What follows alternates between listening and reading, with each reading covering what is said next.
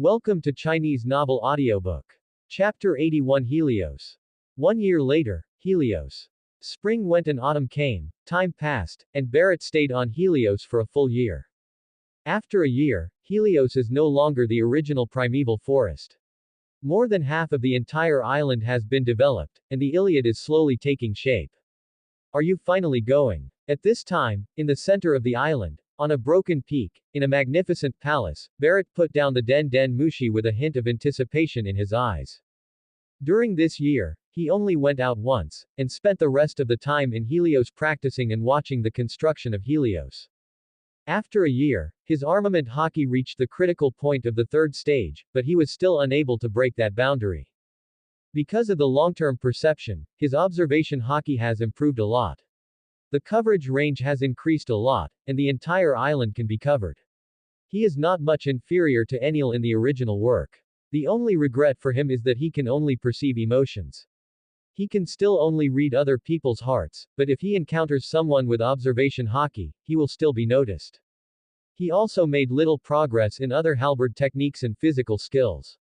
After all, both halberd techniques and physical skills were related to combat, and he had not fought at all this year, so naturally he did not make much progress. However, what made him happy was that his fruit ability seemed to have made a breakthrough. One day, he suddenly had an idea and thought of some ideas from his previous life's novel. Then, through meditation, imagine that you are the golden crow. Unexpectedly, it really worked. Although the temperature of his flame did not increase, his control over the fruit was further improved. He felt that he was about to break this limit. In general, after a year, his overall strength has taken a small step forward. But he knew that with his current strength, he could only be considered decent, at best on par with the admirals, and was still a long way from being one of the 4 emperors. After all, he has not yet mastered the world's top power. And he waited for a year, not only to build Helios, but also to wait for news of Jin. A year ago, he asked Jin to leave and search for the whereabouts of Roger and others. Jin found them quickly, but since Helios could not be left alone, Barrett could only ask Jin to keep a close eye on him. Jin simply went back to Roger's ship and sailed with them.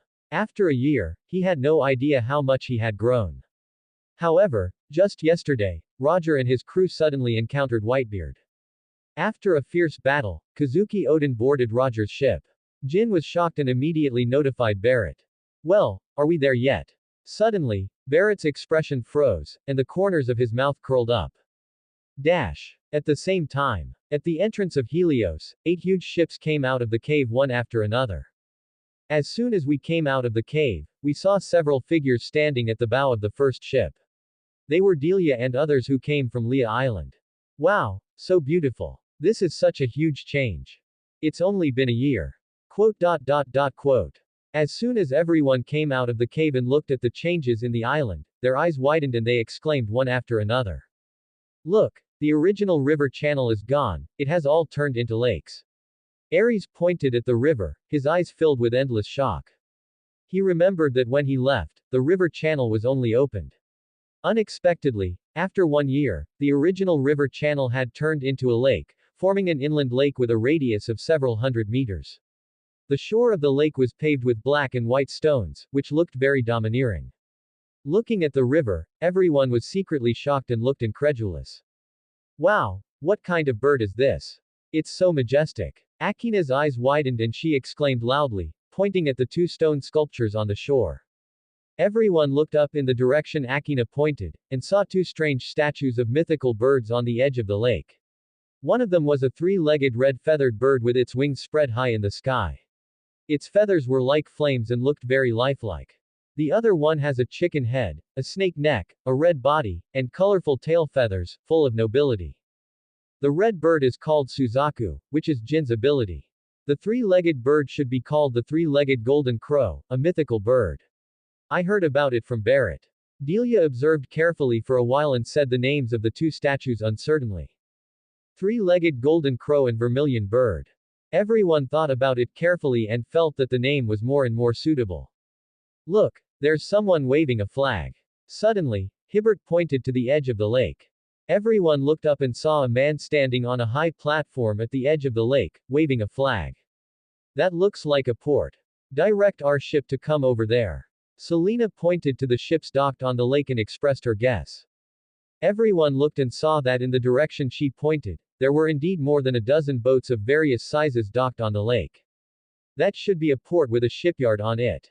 I remember the boss had made plans when we left, but I didn't expect it to be built so quickly. Sai Li felt a little emotional. She didn't expect that the original prototype would be built so quickly and completed in just 1 year. Then let's go quickly. I can't wait any longer. Delia's face was filled with joy, and her eyes kept flashing with a strange light. Hearing this, everyone nodded and looked forward to everything on Helios even more. Everyone, stop according to the flag. Ares leapt up into the sky using moon steps and loudly notified all ships. Soon, all the ships docked and parked. After asking for Barrett's whereabouts, everyone couldn't wait to head towards the Helios center. Why are there so many people here? Who are they? I have the impression that they seem to be Lord Barrett's subordinates. Oh, yes, it was Lord Sally and Ares. I worked under them before.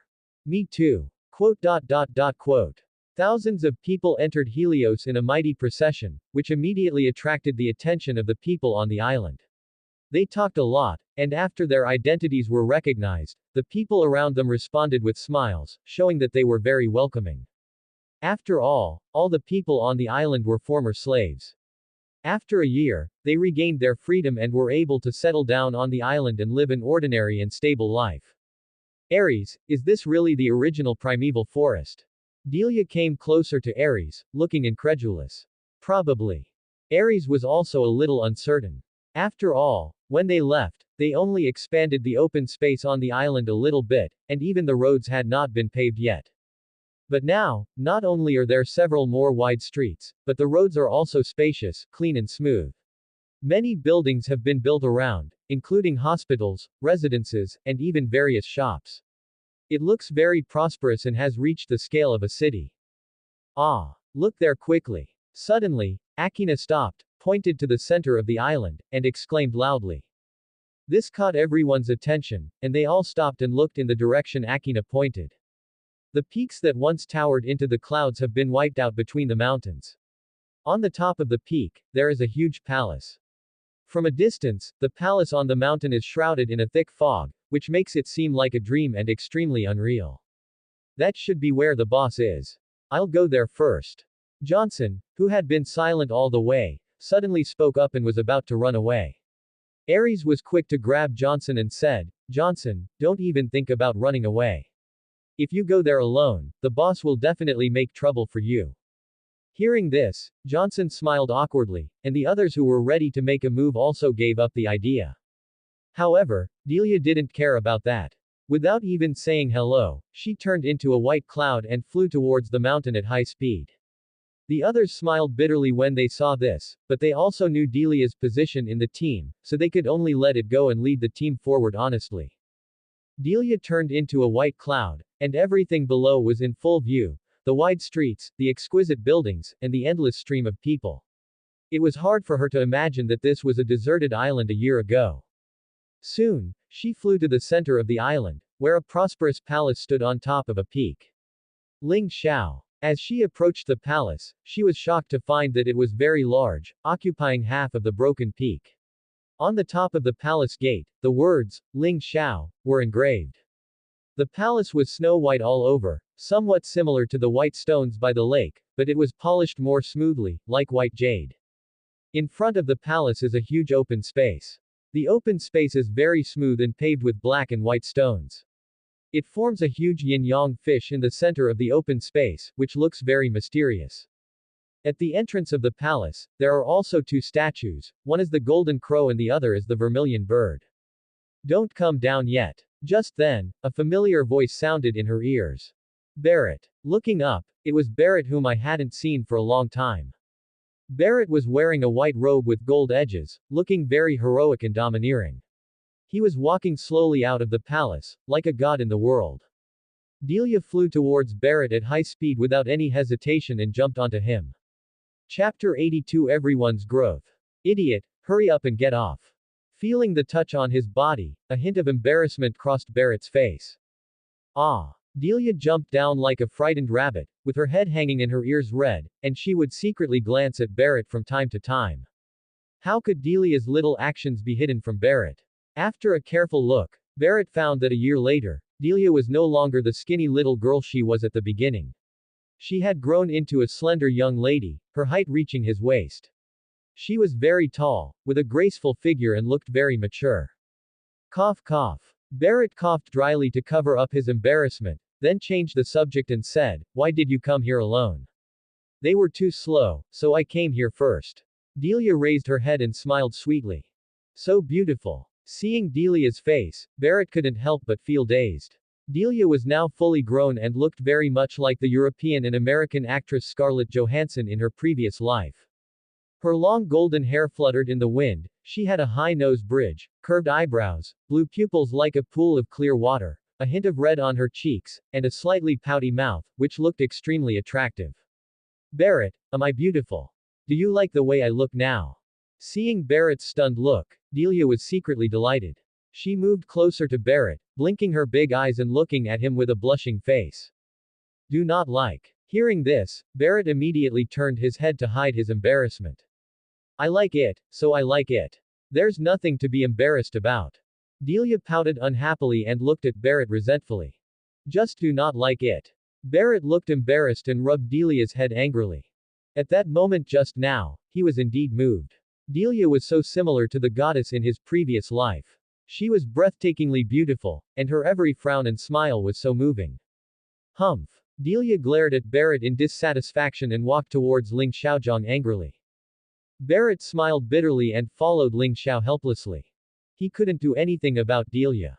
In their group, Delia was the only one who wasn't afraid of him and Jin. Wow. Delia walked into Ling Xiao and was completely mesmerized by the beautiful scenery in Ling Xiao. Ling Xiao was not luxurious, and it was full of reliefs that looked weird, but also made people feel grand and majestic. "Barrett, this statue looks like the one at the port. Is it the golden crow you mentioned in the Seven Waters City?" Delia stopped and pointed at the relief on the stone wall in front of her, and asked in surprise. "That is indeed the golden crow." Barrett smiled and nodded. This palace took him a lot of thought. Fortunately, Helios had not developed it. After the development, there was a black stone mine and a white stone mine on the island. After being identified by architects, the stone mine was called obsidian and the white stone mine was called luminous stone. Both were building materials. So, he simply flattened the highest peak in the center of the island and built a large palace in preparation for using it as a base for his future forces. The name Ling Xiao was naturally his first choice. After all, in the mythology of his previous life, the demon emperor was located in the Ling Xiao palace on the 33 heavens. Awesome. Delia gave a thumbs up.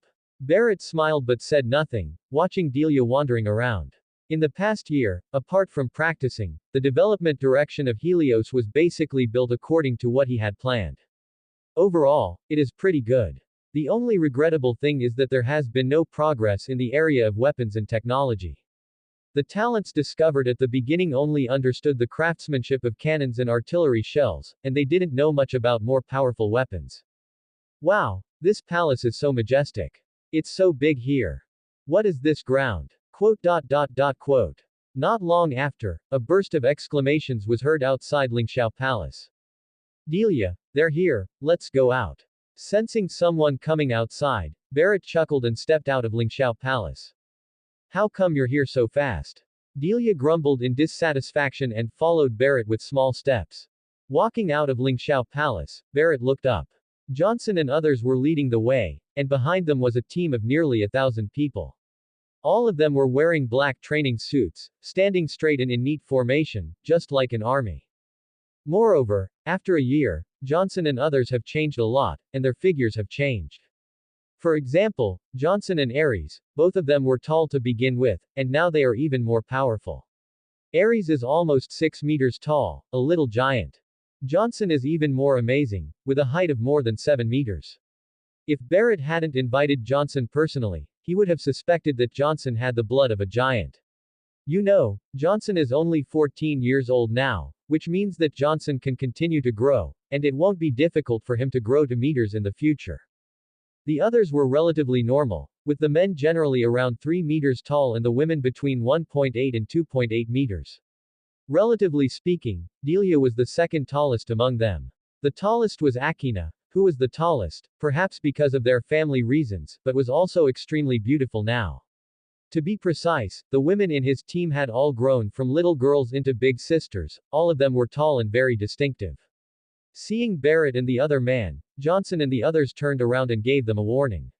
Everyone in the training camp stopped and stood still. Boss. They all ran over quickly and bowed to Barrett. Don't be so polite, come in and sit down, this will be our base from now on.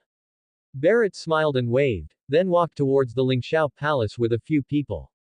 After entering the Lingxiao Palace, Delia started chatting with a few girls. Johnson and others were relatively honest and followed Barrett. Soon, Barrett brought everyone to the Chonglo Hall. Everyone found a sofa and sat down, except Shuangyu Longche, who came and stood behind Barrett. Longche, this is our home, there's no need to stand, go sit down. After everyone sat down, Barrett patted Shimotsuki Longche. Well, Shimotsuki Ryach nodded and sat down next to Hibbert. Johnson, Delia, to what extent have you controlled your dominance? Barrett then looked at Johnson and others with a smile. Boss, my armament hockey is still in the first stage, but I awakened my observation hockey half a month ago. Johnson grinned and was the first to answer. I have also awakened my armament hockey. Delia raised her head and looked at Barrett proudly, as if to praise me. Barrett didn't want to pay attention to her and turned to look at others. Boss, I'm a little bit behind. I've just awakened the armament hockey, but my observation hockey hasn't awakened yet. Ares followed closely behind, lowering his head a little embarrassedly. Boss, I just awakened my armament hockey as well. Hibbert followed closely behind, lowering his head. Well, Shimotsuki Ryutetsu took out a pen and paper from somewhere and quickly wrote, My lord, I have only awakened my observation hockey. Boss, I have only awakened my observation hockey. Akina was a little timid and secretly glanced at Barrett, fearing that Barrett would be furious. Boss, we haven't awakened our hockey yet. Selena and the others didn't even dare to look up. They no longer had the joy they had before and were extremely nervous, with their heads almost buried between their legs. It's okay, I just want to ask about your progress. Barrett waved his hand with a faint smile on his face. He didn't think of scolding them. After all, they had only been practicing for a little over 2 years. He was already surprised that a few of them could comprehend domineering power. When everyone heard this, they looked up at Barrett in surprise. Unexpectedly, Barrett did not scold them this time, but was gentle and courteous instead.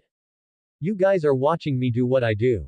This time it's because I know how difficult it is to be domineering, but don't think you can be lazy from now on. Barrett glared at a few people in annoyance, but felt amused in his heart. He didn't expect that after he finally behaved gently, these people seemed to not know him. Don't worry, boss. We definitely won't do that.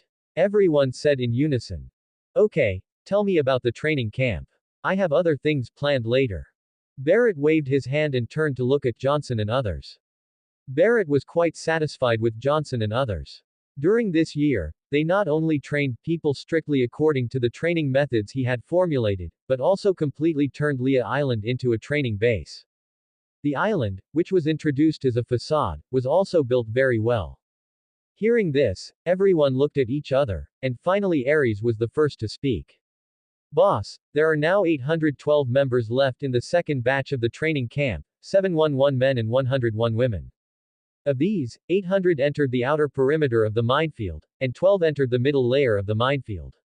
Those 12 are pretty good. Barrett was a little surprised. He was very clear about the electrical charge in the minefield. The electrical charge in the middle layer was at least 3,000 million volts, which ordinary people could not withstand.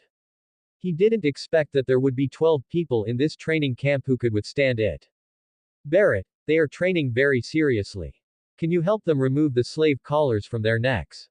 As soon as the words fell, Delia spoke. She looked at Barrett, her face showing some worry that Barrett would be angry. Chapter 83. Clearing up the confusion for everyone. Can their loyalty be guaranteed? After thinking for a moment, Barrett spoke. Once bitten by a snake, one will be afraid of ropes for 10 years. He still remembers the last betrayal clearly. Boss, there shouldn't be any problem with the loyalty of this group of people. We used the method you gave us on the island to instill in them the idea that they are only loyal to you.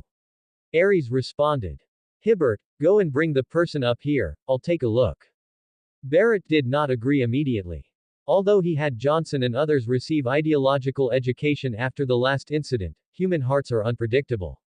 He could not guarantee whether these people had listened to him or were pretending to listen. I decided to listen to people's real opinions before drawing any conclusions. Okay, boss, I'll bring them over right away. Hibbert nodded and strode out of the palace. A few minutes later, Hibbert and 12 people walked into the palace. Barrett turned around and saw that among the 12 people, there were 11 teenagers and one girl. They all looked young and had childish faces. Boss, the person has been brought here. Hibbert brought his men to the hall and saluted Barrett. Grown-ups. Upon seeing this, the 12 people immediately followed suit and saluted. You guys take a seat first. Barrett nodded. Thank you, sir. The 12 people bowed and sat down. Just now they said that you 12 people have performed well and they want me to help you remove the shackles. But after removing the shackles, you will become trainee crew members on my ship. I want to ask if you are willing to do so.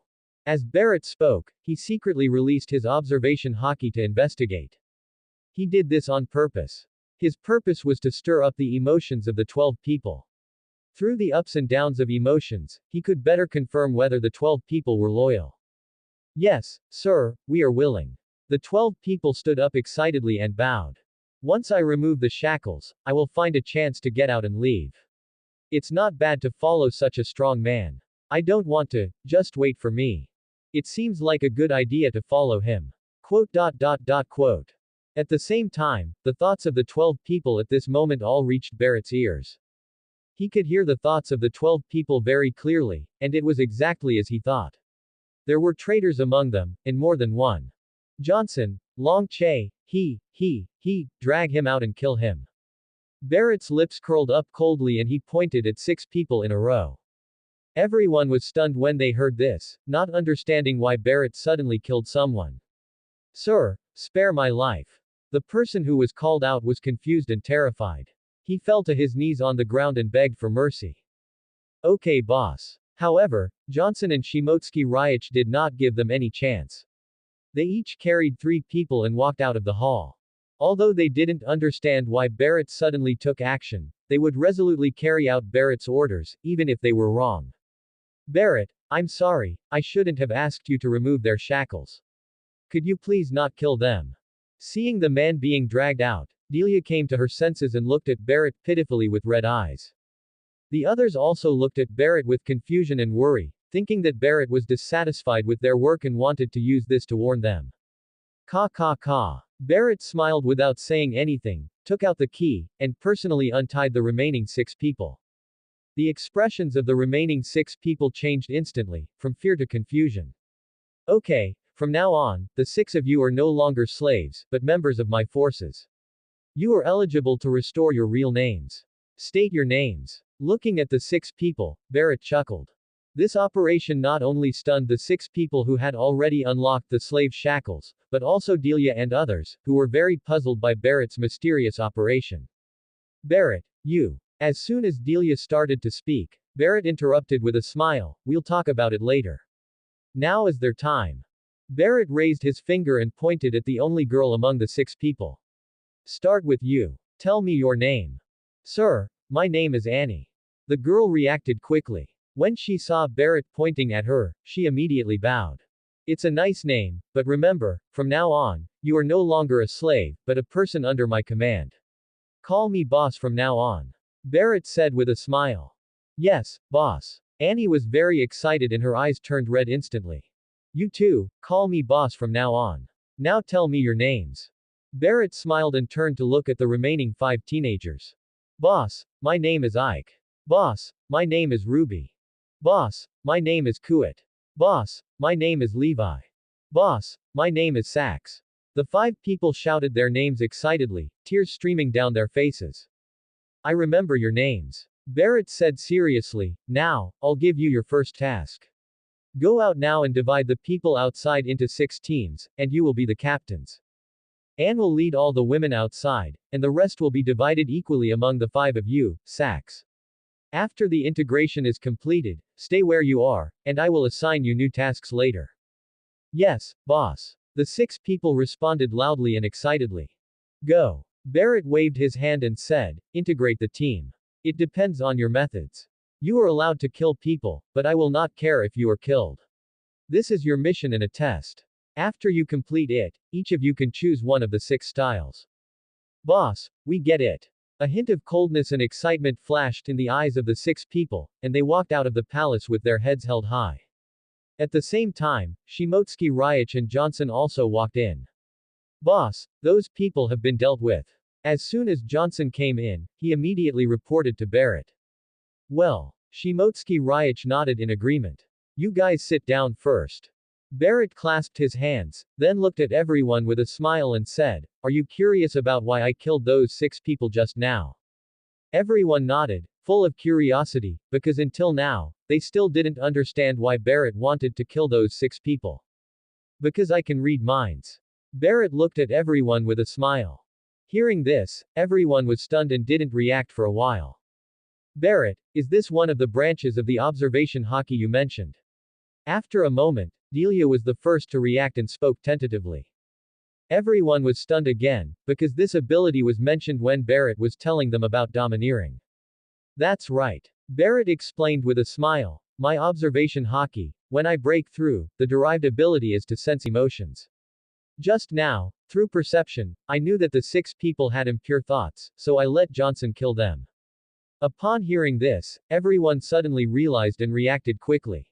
Barrett's observation hockey should have broken through long ago. They seemed to have seen something similar a year ago, and they became more interested in observation hockey. At first, when they heard that the observation hockey could derive new abilities, they were a little confused, but now that they saw it with their own eyes, they had to believe it. Barrett, tell us about observation hockey. Delia looked at Barrett with great interest, without any of the pitiful look she had just shown. Barrett smiled and said, observation hockey is just like what I told you at the beginning. As long as you practice hard and reach the top level, you will be able to awaken the derived abilities. But if you want to break through, it depends on your own talent. It is possible that you will never break through and stay at the intermediate or advanced level, or you may break through in the next moment, and the direction of each person's breakthrough is also very different. At this point, Barrett paused and said earnestly, instead of being obsessed with the sight and hearing color, I suggest that you practice the armament color. Armament hockey is different from observation hockey. Breakthrough in observation hockey requires opportunity and luck, while armament hockey depends entirely on hard work. As long as you keep exercising and strengthen your physique, you can enhance it. Once the armament hockey breaks through to the 4th stage, combined with his own physical skills, even if he is not as strong as the admiral, he will be able to fight the admiral for several days without being defeated. Quote. Everyone nodded thoughtfully. What about Barrett, where is his devil fruit? After hesitating for a moment, Delia looked at Barrett. She did not have good physical talent, and it was very difficult for her to cultivate her armament hockey to the peak. And as a natural type devil fruit user, he naturally wants to know more about devil fruits. Upon hearing this, everyone, regardless of whether they had eaten the devil fruit or not, turned their eyes to Barrett. Barrett thought for a moment and said, in fact, the composition of strength can be divided into 2 types, one is domineering aura, and the other is devil fruit. I have told you before about domineering attitude. You can never lose it because it is the root of everything. Now, let's talk about devil fruits. Chapter 84 Distribution of Devil Fruits. As we all know, there are 3 types of devil fruits: animal type, superhuman type, and natural type. Among them, the natural type is recognized as the strongest. The 3 major monsters of the Navy are the 3 top natural types. They are extremely destructive and can easily destroy an island. This is its advantage, but it is also its disadvantage. Do you know why? As he spoke, Barrett suddenly paused and looked at everyone with a smile. Have no idea. Everyone shook their heads. They were all either slaves or at the bottom of society before. They even learned about devil fruits only after following Barrett. This involves the awakening of the devil fruit. I divide the development of the devil fruit into 3 stages. The first stage is the initial acquaintance, which means that after eating the devil fruit, you can only use the devil fruit ability in a simple way. At this stage, everything is unfamiliar and you need to slowly understand it yourself. Second, control, that is, after a long period of training, the fruit ability is further developed and can be used skillfully, which I call control. Quote. Barrett didn't keep the audience in suspense and continued to explain with a smile. However, these two stages are only for the superhuman type. Superhuman abilities are bizarre and sometimes people may not know their own abilities even after taking them for a long time without knowing it. However, the animal system is different from the nature system. The animal system can transform after eating, while the nature system is stronger. After eating, you can transform into an element, thus knowing your own abilities and directly skipping the previous stage. The natural system is even more extraordinary. As long as you have enough physical strength, you can show its extraordinary power as soon as you eat it. But that's also its limitation. Because there is another stage for devil fruits, which is awakening. Once the fruit awakens, its ability will undergo a qualitative change, producing earth-shaking changes. Among them, the easiest to awaken is the animal type, but it is also the most dangerous, because when the animal type awakens, there will be a kind of wildwool invasion. If you can't withstand it, then, boss, that's what will happen. Seeing Barrett stop, Johnson immediately spoke anxiously. After all, what he ate was animal type, and ancient species at that. If nothing unexpected happened, the invasion of will he would suffer would be stronger at that time. You will become a half-human, half-beast monster, go completely crazy, know only killing, and be unaware of the sun and the moon. In the end, you will die in the sinking. Barrett said seriously. Hiss. When everyone heard this, they all took a deep breath. If it turned out like that, it would be better to be dead. Delia and Akina were even more thankful that they were not edible animals. Looking at the expressions of the crowd, Barrett laughed dumbly. Actually, you don't have to worry too much. Although the animal awakening is more dangerous, the animal thoughts generated during awakening are just a test of willpower. You can basically resist the conqueror's haki now. As long as you don't have random thoughts during awakening, that kind of willpower can easily get through it. Johnson and others breathed a sigh of relief after hearing this and continued to listen to Barrett's talk. Moreover, once the animal type is awakened successfully, your own physical strength and vitality will increase by 2 or even several times. This is related to the devil fruit you have eaten. For example, Johnson ate an ancient species, the Gigantopithecus. I estimate that once he awakens, his strength and physique will increase by at least 8 times. After all, the Gigantopithecus was one of the overlords in the ancient times, a remarkable creature. Hearing this, everyone looked at Johnson with envy again, and Johnson grinned naively, with an indelible sense of pride in his smile. Barrett chuckled and said, I still have 3 animal-type devil fruits here. One is the snake fruit, python form, one is the cat fruit, cheetah form, and the other is the ancient species, mammoth. Hearing this, the men who had not eaten the devil fruit turned to look at Barrett with fiery eyes, while the remaining women were a little hesitant. On one side was powerful strength, and on the other side was an ugly transformation. Everyone has a love for beauty, let alone women. Before, I said that I would organize a competition with prizes for the top 3. But now, something special has happened, so the competition will not be held. I have 3 devil fruits left over, and I plan to take them out and reward them to the 3 people who have made the greatest progress. You guys choose the 3 people who have contributed the most, and I will give devil fruits to the 3 people you choose. I'll go get the devil fruit, and you guys can choose yourselves. Barrett chuckled and walked out of the hall. As soon as Barrett left, several women were the first to breathe a sigh of relief, because they really didn't pay much on Lehuo Island, and now there was no need to worry about it, so they just gave up. Although Delia, Johnson, and Akina had contributed a lot, they had already eaten the devil fruits and withdrew from the competition. Card and his companions were also self-aware and knew that their contributions could not compare to Ares and Hibbert, so they decided to compete for one spot with 7 people. Only Ares and Hibbert were undecided. For a moment, the atmosphere became dull. I don't know if they will fight. In the room next to the hall, Barrett talked to himself as he watched all this secretly. He did this on purpose, just to see how they would resolve their own interests, whether it would be a fallout, a fight, or a peaceful resolution. He is about to go on a long journey, and everything here will be handed over to these people first. He doesn't want these people to cause chaos for some interests in the future, as that would be a loss. Everyone, I think it would be better if we decide by voting, so that no one would have any objection. In the hall, the silent atmosphere was suddenly broken by Aries. I agree. We are partners, and this method is the least damaging to the relationship. Hibbert spoke next, his face very calm. We agree. Card and the others nodded together. It was better for everyone to rank than to decide privately. Okay, let's vote by raising our hands. Johnson made the final move. Then I will be the referee, and you can choose 4 people.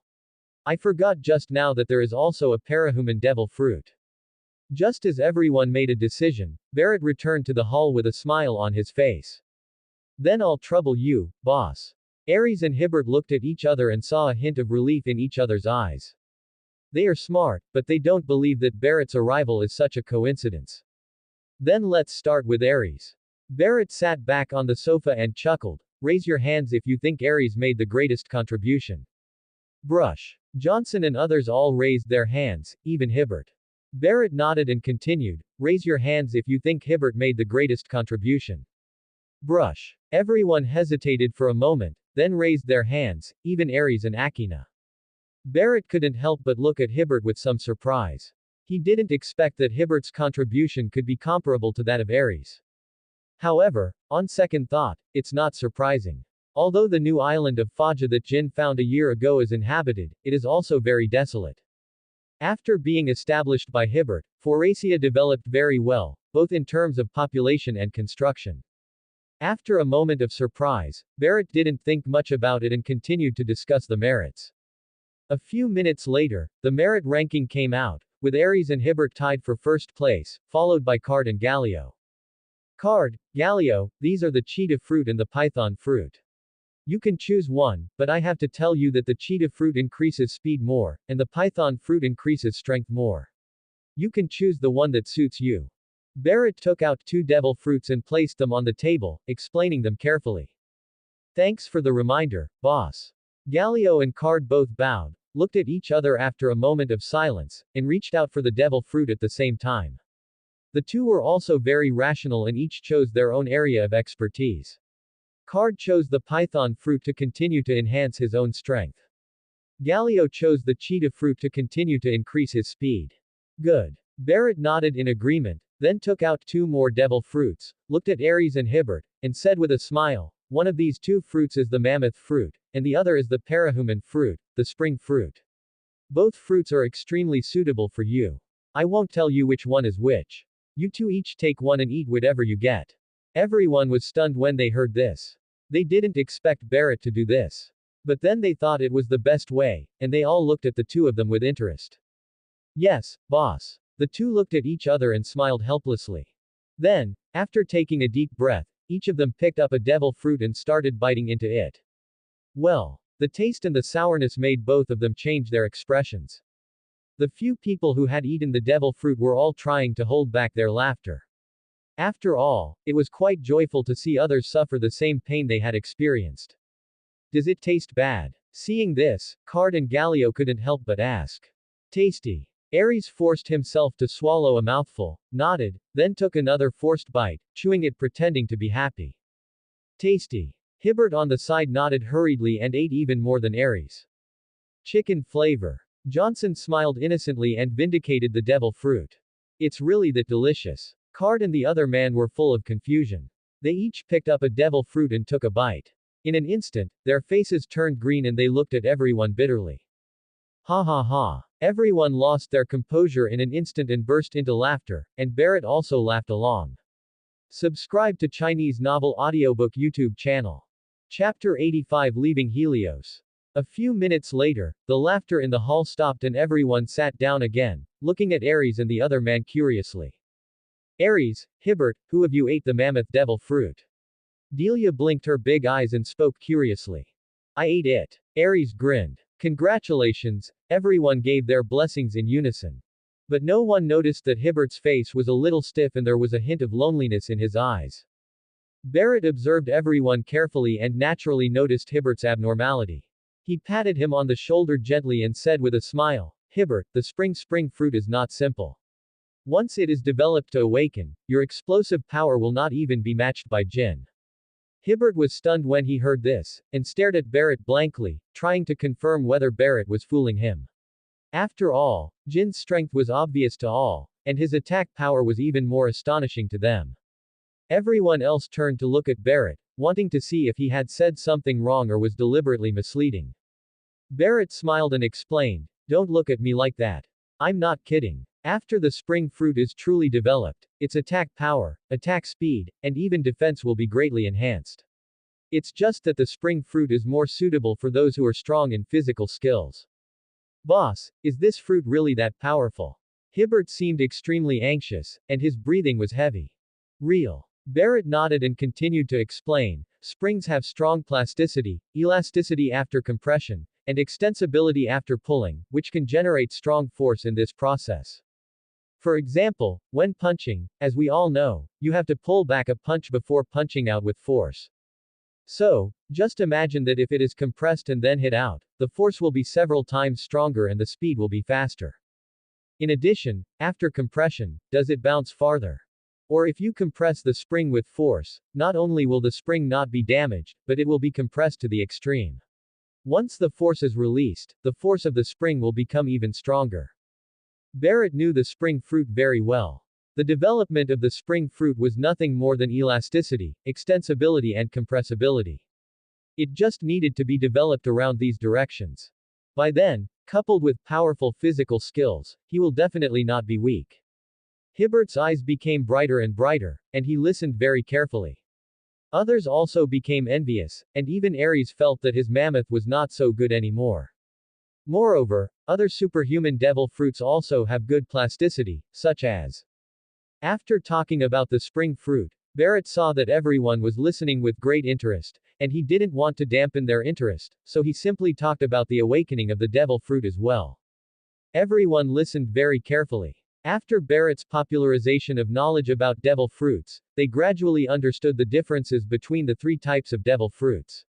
Simply put, the natural system is the strongest and can quickly reach the level of mastery, but it is very difficult to awaken.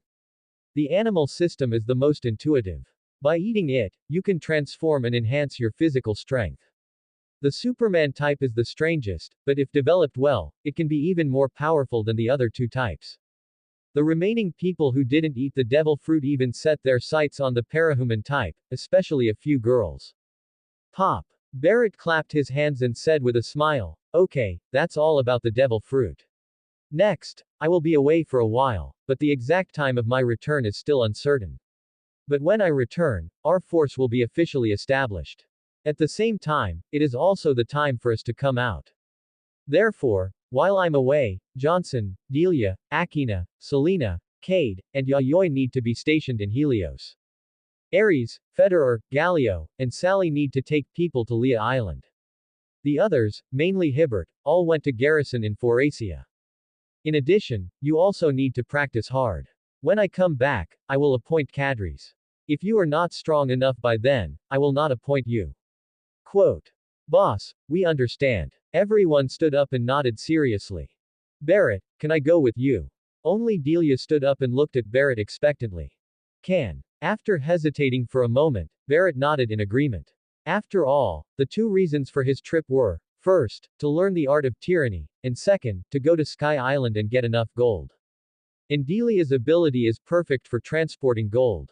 Yeah. When Delia heard this, she jumped up. Barrett smiled and glanced at her, then said to Johnson and the others, Long Che, after I leave, you will be responsible for guarding the palace. Johnson, you lead the two teams outside to be responsible for the safety of the island and continue to develop Helios. In addition, Ares and Hibbert, you still need to continue to develop Lea Island and Foracia, and the others will assist you. Anyone who dares to break in will be killed without mercy. Akina and Tia, the two of you go out and get another 3,000 slaves, but this time only males between 12 and 15 years old. After you are done, take them directly to Lea Island and give them to Ares and his men for training.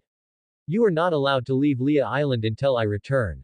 Yes, boss. Everyone bowed their hands. Johnson, Ares, Hibbert, these Den Den Mushi are for you. If you have any questions, please contact me. Then, Barrett took out 3 den mushi and handed them to Johnson and the other 2. Yes, boss. The 3 of them took the den mushi and nodded carefully. Okay, now that we have explained everything, it's time for us to leave. After that, Barrett turned to look at Delia and smiled. Delia, let's go. With that, Barrett put on his newly forged halberd and strode out of the palace. Delia followed quickly, and the others followed closely behind. Delia, Zuyun is gone. Barrett said with a smile. Delia quickly made a large cloud and jumped on it. Everyone, take good care of our base camp, focus on improving your strength, and wait for me to come back. Barrett waved his hand and jumped onto the white cloud.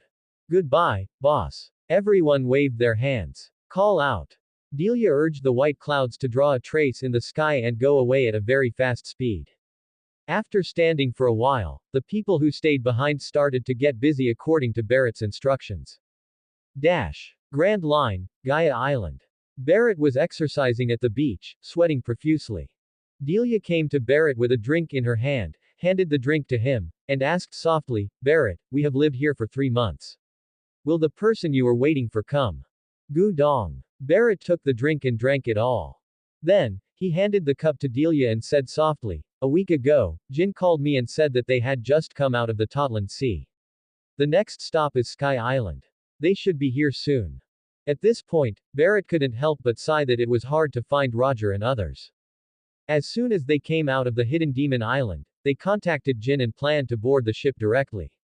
However, as soon as Jin provided the coordinates, when they arrived, Roger and others had already left. After several times, Barrett was tired, so he took Delia directly to Gaia Island and waited there, asking Jin to contact Roger when he was sure to go to Sky Island. As a result, they waited for 3 months. They didn't dare to run around, so they could only exercise on Gaia Island while waiting. Barrett, does the Sky Island you mentioned really exist? Delia looked at Barrett suspiciously, ever since Barrett told her that there was a Sky Island 10,000 meters above Gaia Island. She went looking for it with great interest, but couldn't find it after searching for more than a month. It exists. You may not have found it because the White Sea on the island covered it up. That's why you couldn't find it. Barrett chuckled. He knew that Delia was looking for the Sky Island, but he did not stop her. He also wanted to see if Delia could find it. If they find it, it will be more convenient for them. They can just wait on the Sky Island and search for the trace of the thunder fruit at the same time. If you don't find them, it won't delay anything. Just wait patiently for Roger. According to the plot, Roger and others will definitely be able to reach the Sky Island. Otherwise, the rest of the story won't be able to proceed. If it's true, I'm really looking forward to what the island at an altitude of 10,000 meters would look like. Delia had an expectant look on her face, and she looked up at the sky with a hint of longing. Don't worry. You will definitely see it soon. Barrett looked up at the sky, longing for the legendary Sky Island. Moreover, at this time, Bika had not been destroyed yet, so he didn't know what the scenery would be like. Brew. Suddenly, a telephone rang. Boss, we have arrived at Gaia Island. Barrett answered the call and King's happy voice came from the Den Mushi. Where are you now? Barrett immediately asked for the address. After all, he had been waiting for 3 months and he was anxious. We are at. As soon as Jin finished speaking, Barrett quickly hung up the Den Mushi and pulled Delia towards the address of Roger and others. A few minutes later, Barrett brought Delia to the port of Gaia Island, and a ship flying a bearded skull pirate flag came into view. Long time no see, Jackson. Barrett whispered, with a smile on his face, and strode towards the Jackson with Delia in his arms. Chapter 86 Return to the Jackson. Barrett. As soon as Barrett and his companion boarded the Jackson, a slightly puzzled voice sounded from behind them. Bucky. Barrett looked back and saw a sturdy young man with a big red nose. Although they had not seen each other for a long time, there was only one person in the world who was as distinctive as Bucky. How could Barrett not recognize him? He opened his arms and looked at Bucky with a smile on his face. Barrett, long time no see. Bucky was equally excited and opened his arms to give Barrett a big hug. Bucky, let me introduce you, this is my partner, Delia. After the two separated, Barrett pointed at Delia and introduced her with a smile. Hello, Mr. Bucky. Delia extended her hand generously. Hello. Bucky's face flushed, and he looked very restrained. He touched Delia's hand lightly, then immediately withdrew it. Bucky, I haven't seen you for so many years. Why do you become more and more shy as you grow older? Barrett saw this and joked with a smile. Who is shy? Bucky roared in dissatisfaction, but when he took a look at Delia's face, his whole face looked almost like a red nose. Seeing Bucky's funny look, Delia couldn't help but laugh out loud. Bucky, the captain said we don't need to guard the ship anymore and asked us to go move our stuff. He said we'll be leaving in a minute. At this moment, a hearty voice came from the Jackson. Asshole Shanks, I get it. Buggy roared in dissatisfaction, turned around and said to Barrett, Barrett, I heard from Jin that you want to sail with us for a while, right? Yes, I have something to ask the captain and master. Barrett nodded with a smile. Thump thump. As soon as the words fell, there was a burst of hurried footsteps. Bucky, you bastard, I've been waiting for you for a long time. A young man came onto the boat, cursing. The young man has red hair and 3 scratches on his left eye, but he is still handsome and looks even more masculine. This person is Shanks, one of the future 4 emperors. Shanks, long time no see. Looking at Shanks, who had grown a lot, Barrett chuckled softly. Barrett, why are you here? Shanks was extremely surprised. He didn't expect to see Barrett here. Why can't I be here? Do you have any objection? Barrett looked at Shanks with a wicked smile. No. Seeing the familiar smile, Shanks suddenly remembered the fear of being dominated when he was a child. Then, he glanced and saw Delia beside Barrett. A light suddenly appeared in his eyes. He walked quickly to Delia and said flatteringly, Hello, beautiful sister-in-law. I am Barrett's good friend. You can call me Shanks. Hearing this, Delia's pretty face immediately turned red. She lowered her head embarrassedly and secretly glanced at Barrett. Barrett, why didn't you tell me earlier that Delia was your sister-in-law? Bucky on the side showed an expression of sudden enlightenment. Fragrant. Barrett was furious and was about to curse, but was stopped by Delia, who looked at him with resentment in her eyes. Her meaning was very clear. If you dare to explain or refute, I will cry in front of you. The admiration and expectation in Delia's eyes shocked Barrett. He never thought that Delia would have admiration for him. But he was not a man who was indecisive. He pulled Delia into his arms and announced loudly, Bucky, Shanks, you are right. This is your sister-in-law. Isn't she beautiful? Delia was stunned for a moment. She didn't expect Barrett to be so straightforward. She raised her head and looked at Barrett. Then her whole face turned completely red and she leaned shyly in Barrett's arms. Barrett, have you forgotten that there are only single guys on this ship? Aren't you afraid of being beaten up? Shanks looked at Barrett resentfully, his expression extremely sad, with a hint of envy in his eyes. That's right, Barrett, you've forgotten the time when you were bruised and battered. Bucky echoed sourly. You guys are just saying the grapes are sour because you can't eat them. I have a girlfriend, which is a kind of happiness that you single dogs will never understand. Barrett curled his lips. He asked for it when he was beaten up in the past. The people on the boat also knew what he was thinking and deliberately helped him awaken his domineering power. Otherwise, with the pride of Roger and others, how could they possibly beat him up? Buggy and the other man felt very angry. After so many years, they didn't expect that Barrett's mouth was still so sharp. Bucky, are you still treasure hunting? I'm short of money now. How about giving me 2 treasure maps? Seeing that the 2 of them didn't say anything, Barrett continued to joke. Here you go. I can't go now anyway. Without thinking, Bucky took out a few treasure maps from his pocket and handed them to Barrett. Barrett was stunned. He had just wanted to make a joke, but he didn't expect Bucky to give it to him directly. Don't look at me like that. I ate the devil fruit and now I can't go to the sea. Those things I gave you are treasures in the sea. Buggy spread his hands, looking helpless. Barrett narrowed his eyes. According to the original novel, what Buggy ate should be the fracture fruit, which is a super fruit in the eyes of Hamey. What kind of devil fruit is this? Barrett pretended to be ignorant. The fracture fruit, Buggy, and I found it in the sea. Shanks responded with laughter, his expression somewhat gloating. It's all your fault, you bastard. Buggy glared at Shanks in dissatisfaction. Tear into pieces, can you tear things into pieces? It sounds good. Barrett said deliberately. No, it can only split itself, and its feet cannot leave. It is only useful against swordsmen. Buggy smiled bitterly. Because of his childhood experiences, he no longer had the previous obsession with treasure, and he was not very resistant to eating devil fruits, but he also didn't want to eat a garbage devil fruit. Baki, I think you are developing your fruit in the wrong direction. Barrett said seriously, Baki, have you ever thought that since this fruit is called shattered into pieces, it must be able to cause other objects to be shattered into pieces? You might as well put some effort in this area. Once you succeed in developing it, your fruit ability will not be weaker than Whitebeard's. Hearing this, Bucky was stunned. Barrett's words were like a bolt of lightning, striking his heart and opening another window for him. He stood there in a daze for a moment. Shanks at the side also put away his smile and asked stupidly, Barrett, you are kidding. Buggy is comparable to Whitebeard. If Bucky develops it successfully, even if there is a difference, it won't be too far. Barrett nodded with a smile. The split fruit is a true god-level fruit in the hearts of fans. When fans discussed it, it was divided into two directions. One is to develop itself and develop the ability to the molecular form. Then Buggy will be truly invincible.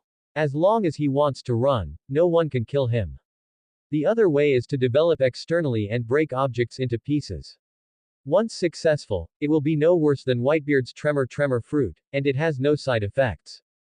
Snapped. Suddenly, Bucky slammed into a barrel. Caca. The wooden barrel broke into several pieces in an instant. This is a success. Shanks stared with disbelief. I didn't expect that the serious Bucky could be so powerful. Barrett raised his eyebrows and thought silently.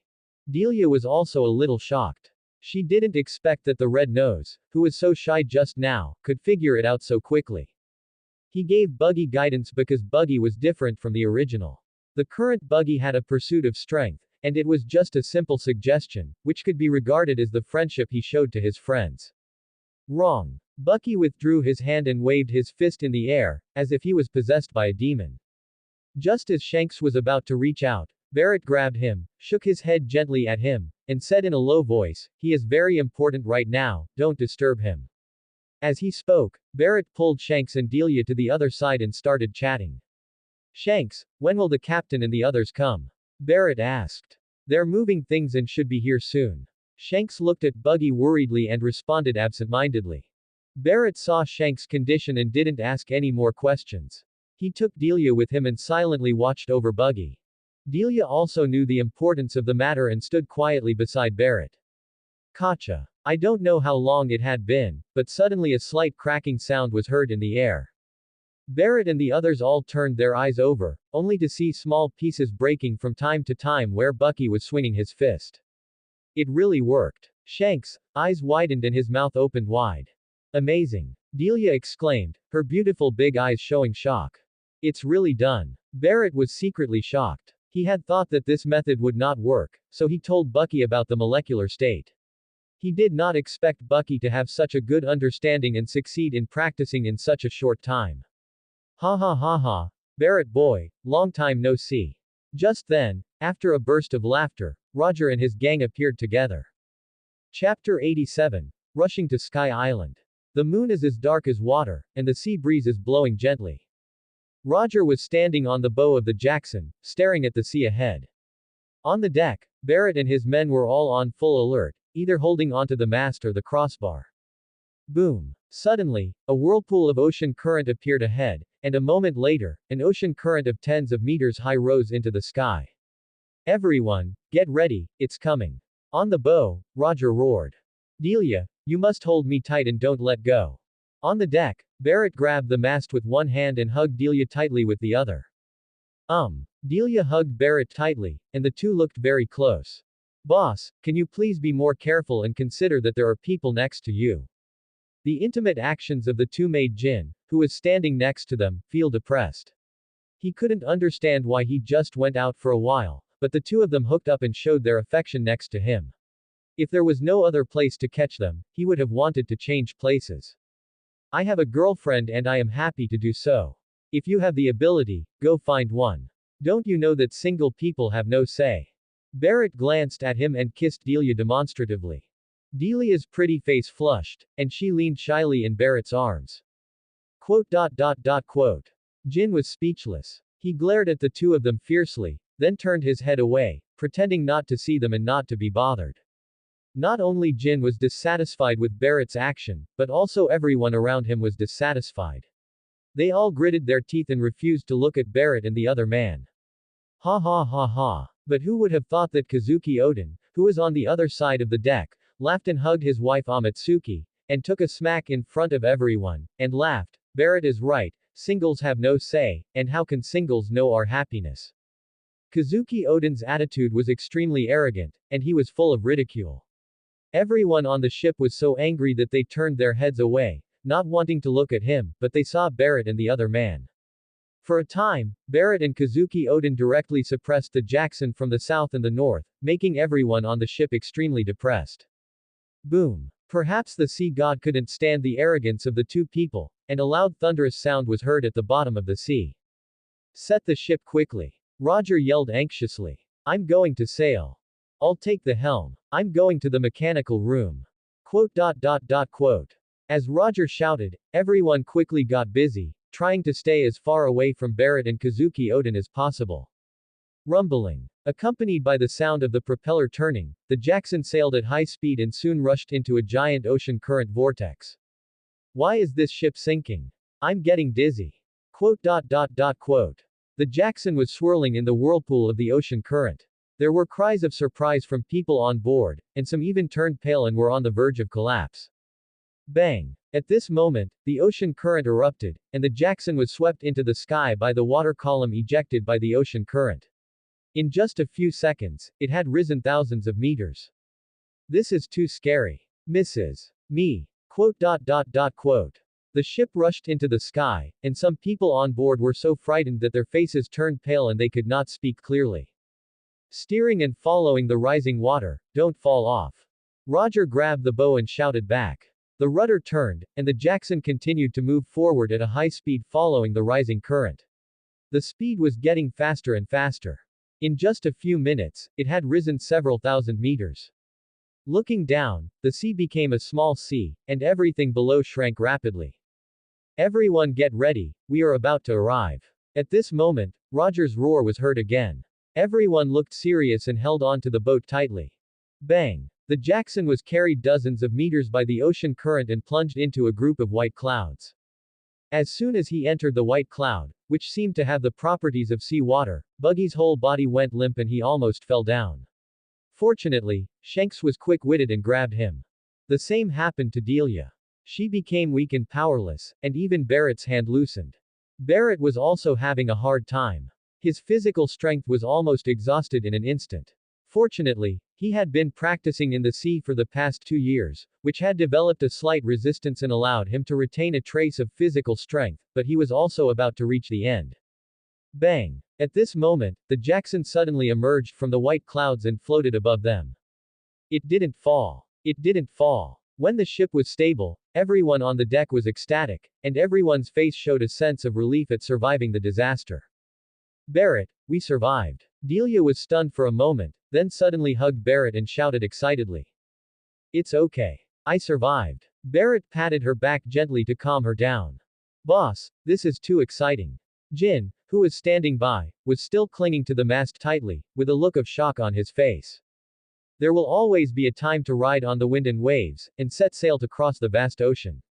If you don't have such an experience during the journey will be boring and incomplete. Barrett whispered, and the shock in his eyes slowly disappeared. When he watched anime before, he didn't feel anything scary or shocking. But after experiencing it personally, I found that this kind of shock and excitement is extremely intoxicating, and it makes people fully feel what a real adventure is. Well said, Barrett. Barrett, you shouldn't be a pirate. You should be a writer. You will definitely become a great writer. Barrett is right, without the excitement and thrills, a lot would be lost on the journey. Quote. Barrett's voice was not loud, but everyone on the boat was not an ordinary person and could hear it very clearly, which immediately resonated with everyone. Roger and Rayleigh also turned around and looked at him with a smile. Soon, Delia calmed down, stood up from Barrett's arms, and looked around curiously. Barrett, it's so beautiful, look, it's all white. Delia exclaimed with a cheerful smile on her face, extremely sweet and charming. Barrett looked up and saw waves of clouds rolling and tumbling in the breeze, like dancing white clouds, extremely beautiful and charming. This should be the Bye-Bye Sea. Barrett thought silently. This is a sea formed by clouds. If you don't see it with your own eyes, it's hard to believe that the Sky Island really exists. That's right, it's incredible. The sea is truly magical. There is actually a sea area at such a high altitude. Quote. The people on the boat gradually calmed down and looked at the sea of clouds around them, exclaiming in disbelief. It's so pretty, I almost died. At this moment, an inappropriate voice sounded. Ha ha ha ha. It's Buggy Boy. You are a landlubber. Quote. Everyone looked in the direction of the sound and laughed out loud. Stop laughing. Who knows how long this cloud will last? What if it sinks? Bucky yelled with dissatisfaction. Hearing this, everyone was stunned for a moment. Some looked at Roger worriedly, while others sat on the ground indifferently. Ha ha ha. Roger laughed loudly, waved his hands, and laughed. Brothers, in order to prevent Bucky from falling, we should set sail. Ha ha ha. He he he. As soon as Roger finished speaking, everyone burst into laughter again. Humph. Bucky looked unhappy, glared at Roger fiercely, and sat down where he was. Soon, the Jackson set sail again, facing the fresh wind and moving at high speed on the White Sea. After a while, a huge portal appeared in front of the Jackson. What place is there? Look, there seems to be someone at the door. It's an old woman with wings. Is she from Sky Island? Quote. As soon as the portal appeared, the people on the boat started to make a noise again. When Jin heard that the old woman had wings, he couldn't help but pay attention. Different. But soon he was disappointed. The old woman was very short, her face looked like a sour plum, and she was holding a camera in her hand. The old woman had a pair of white wings and there was no flame on her back. Jin, you can slowly look for it later. Barrett patted him gently and whispered comforting words. Boss, I'm fine. Jin responded with a bit of loss, and sat down against the mast, with a hint of sadness in his eyes, the only part that was exposed. Barrett, what happened to Jin? Seeing this, Delia asked with concern. He's fine, you don't have to worry. Barrett chuckled and didn't mention anything about Jin. After all, Jin's race is too special, and he won't tell anyone without Jin's consent. Although Delia was confused, she didn't ask any more questions and stayed beside Barrett obediently. Soon, Jackson arrived in front of the gate. The old woman's face was wrinkled. She stretched out her hand to stop Jackson and said, please pay the entry fee, 3,000 million IQ per person. 30 million. So expensive. Isn't this a blatant robbery? This is more piratey than pirates. Quote. When everyone heard this, their eyes widened. The smiles on the faces of calm Roger and Rayleigh froze instantly. Chapter 88 Arrival at Sky Island. Let me. At this time, Barrett walked to the front, took out a stack of Baileys, and handed it to the old woman. Old lady, this is the entry fee for the four of us. Barrett pointed at Rayleigh, Jin, and Delia. Barrett naturally knew this old woman. She was the sarcastic and mean Sky Island immigration collector in the original novel, Amazon. The IQ she mentioned is the currency of Sky Island. 3,000 million IQ is about 3 belly. Come in, although Amazon is sarcastic, he is also a down-to-earth person and will never be vague about doing things when he is paid. Isn't it 3,000 million? How come you can get in with such a small amount? Quote. Barrett's move stunned everyone. Barrett, what's wrong with you? I'm the captain, but you don't pay me as well. You only pay Rayleigh. Roger looked unhappy and glared at Barrett. He is my apprentice. Rayleigh glanced at Roger indifferently and took a sip of wine leisurely, but the pride in his eyes could not be concealed at all. Quote. Roger was speechless. This reason was so strong that he didn't know how to refute it. Bucky, go and pay me the money. But Rayleigh's arrogance still aroused Jabba's dissatisfaction, and he called out to his apprentice loudly. Old lady, this belongs to me and my master. Bucky didn't hesitate and handed a stack of money to Amazon. When Jabba saw this, a bright light flashed across his sunglasses. The corner of his mouth curled up and he lightly blew a smoke ring at Roger. His expression was as arrogant as it could be. Quote. Roger was powerless and didn't know what to say. Old lady, these are for us. Immediately afterwards, Cat Viper walked out from behind Kazuki Oden and handed a few gold coins to Amazon. Amazon was quick-eyed and quick-handed. His old face wrinkled into a chrysanthemum. He held the gold coin, showing his sparse teeth, took a light bite, and then quickly put it into his small pocket. The skillful movements made everyone's eyebrows twitch and the corners of their mouths twitch. Old lady, this is mine. This is mine. Quote. Immediately afterwards, except for Roger and Shanks, everyone else paid their money one after another, which left the two of them stunned. Bucky, lend me some money. I have paid the entry fee. Seeing that everyone had paid, Shanks had to quietly ask Buggy to borrow money. I really owe you this. Buggy muttered and took out a wad of money and handed it to Shanks. Brothers. Shanks took the money and quickly ran to Amazon and handed over his money. After a lot of twists and turns, Roger was the only one left who hadn't handed it in. Roger, it's you, pay the money quickly so we can leave. That's right, he's still the captain. How can he be so unreliable? Quote. Everyone else looked at Roger with amusement, not trying to hide the mockery on their faces. You bastards. Roger was so angry that his face turned red and he glared at everyone with gritted teeth. But the people on the boat ignored him and continued to do as they pleased, and no one paid any money. Barrett, you're the leader, why don't you pay me the entry fee? Roger was furious and glared at the culprit. Captain, we are good people. We can't just force our way in. Barrett held back his laughter and spread his hands in helpless manner. Quote. Roger froze for a moment, and suddenly felt that he could not refute. He could not possibly say that he was a bad person. Puff.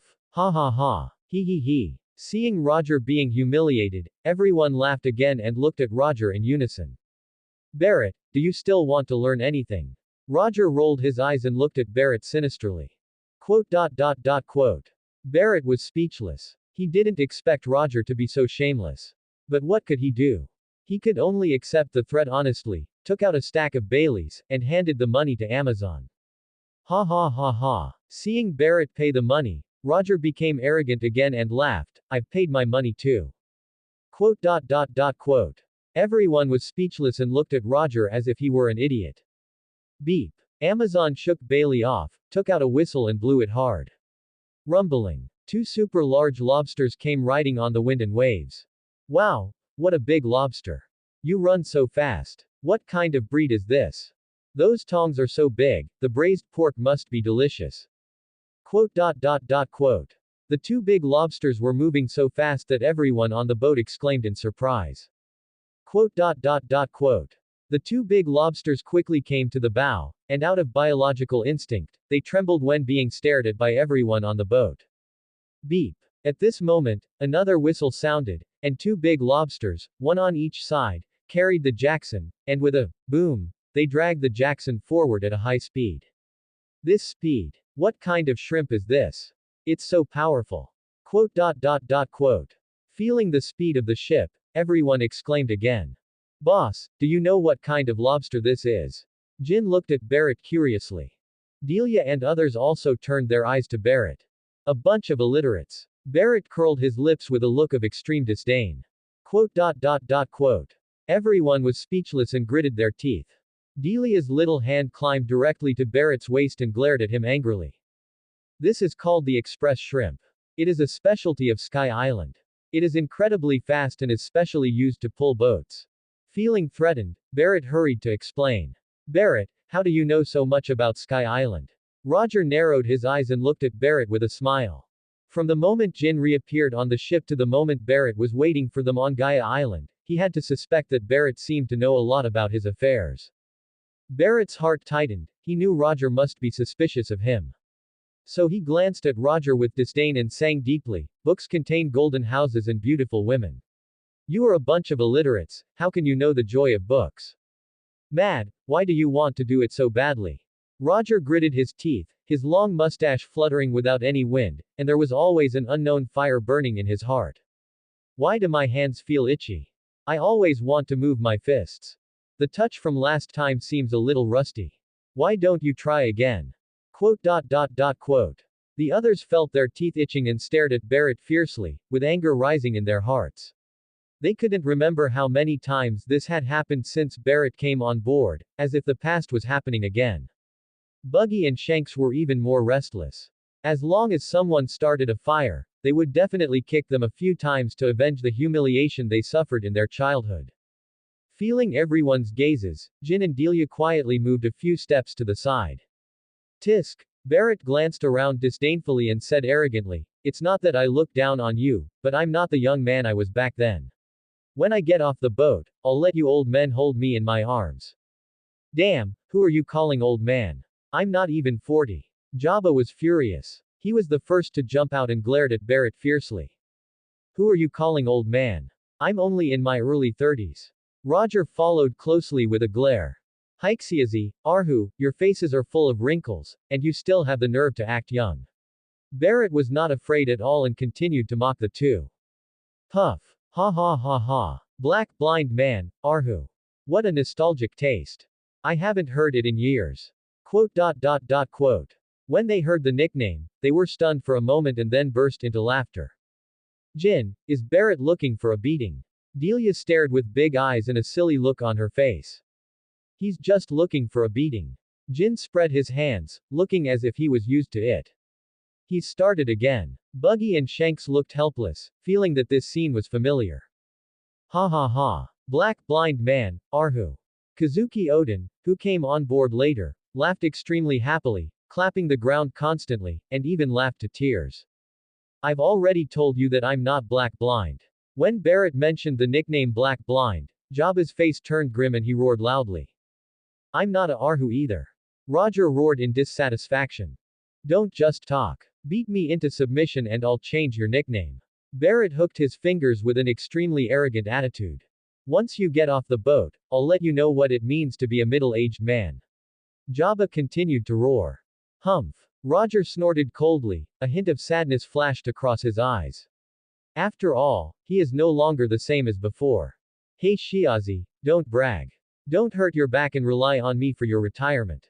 Barrett curled his lips in disdain, and then glanced at Roger implicitly, with a hint of regret in his eyes, a regret that he could not fight against Roger in his peak period. Ha ha ha. Jabba was so angry that he laughed and said, I am so young, how could I have sprained my waist? Besides, I have an apprentice, so I don't need you to take care of me in my old age. Black blind man. Barrett immediately retorted and refused to give in. Watching the two quarreling, Roger and the others showed a trace of nostalgia, as if the past was repeating itself, the memories of the past. Chapter 89 Heading to Shandora. Noisy room. The Jackson was moving at a very high speed. Not long after, with a loud bang, the ship stopped. Who are you and what are you doing in Becca? As soon as the boat stopped, a voice came from the shore. Barrett and Jabba stopped arguing at the same time and looked towards the shore. At this time, a group of people were standing on the shore, each with a pair of white wings behind them. They were wearing uniform knight costumes, holding long spears, and watching vigilantly. In front of them was a middle-aged knight holding a long sword, riding a strange bird, his face looking serious and alert. Hello, my name is Roger, I'm the captain of this ship. We are pirates from the sea below. We came to Sky Island just to inquire about some things. We don't have any bad intentions. Roger jumped ashore alone and looked at the group of knights with a smile on his face. Are you from Qingdao? The leading knight looked at Roger in confusion. Roger was stunned for a moment, then smiled and said, if the Qingdao you are talking about is the sea below, then we are from there. My name is Gon Forge, and I'm the manager here. I can help you find what you want to find, but please don't harm the people of my Sky Island. After a moment's silence, Gon Forge stared at Roger and spoke seriously. Thank you then. I promise that my crew will not harm anyone on Sky Island. A light flashed across Roger's eyes, and he smiled and made his promise.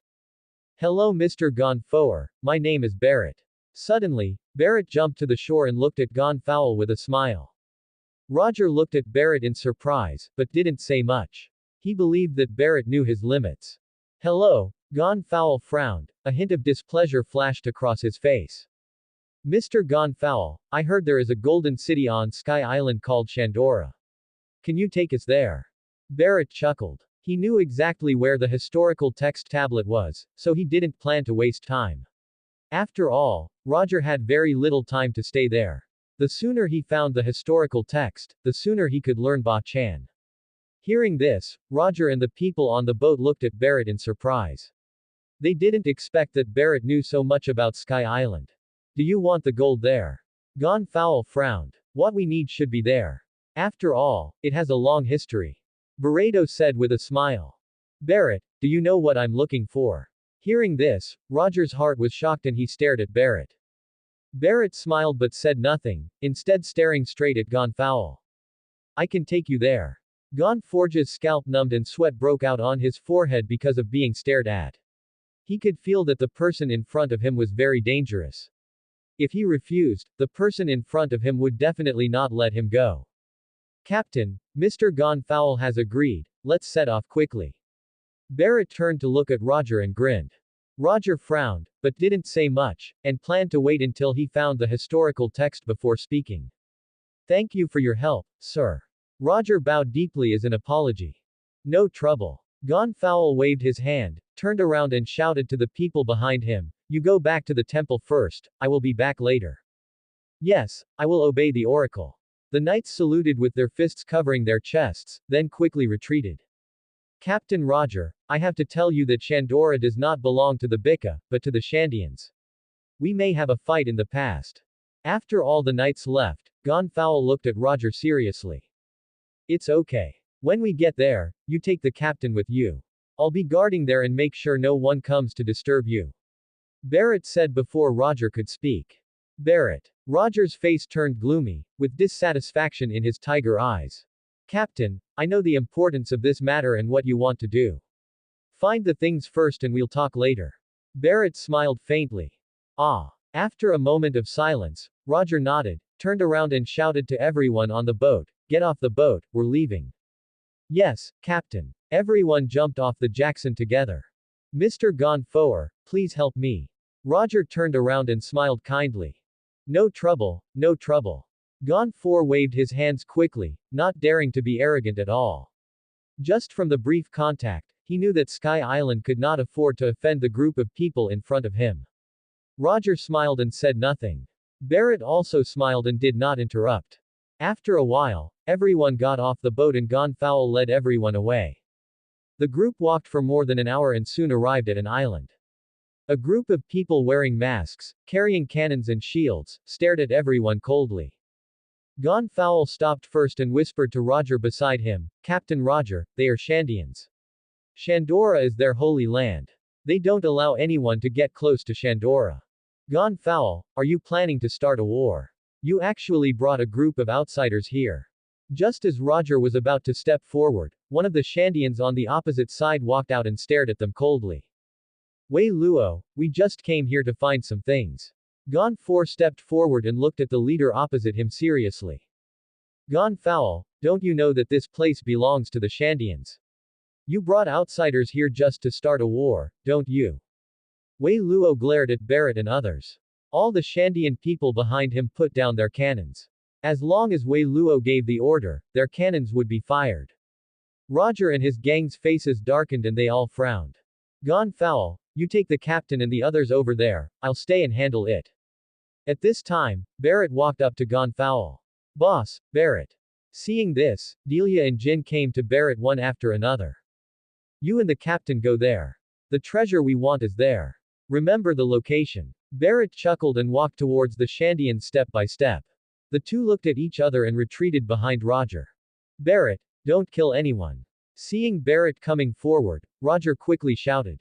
Got it, Captain, you guys go ahead. Barrett didn't look back, but chuckled and continued walking forward. Mr. Gonfalon, let's go first. Barrett can handle it. Roger withdrew his gaze and patted Gonfalon. Gonfalon glanced at Barrett and the Shandians, a hint of worry flashed across his eyes.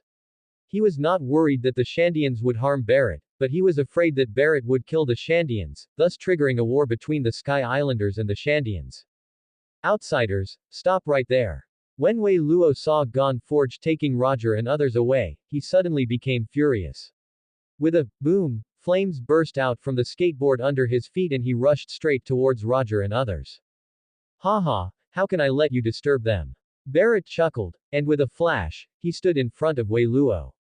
Outsider, you are seeking death. A fierce look appeared on Wei Luo's face.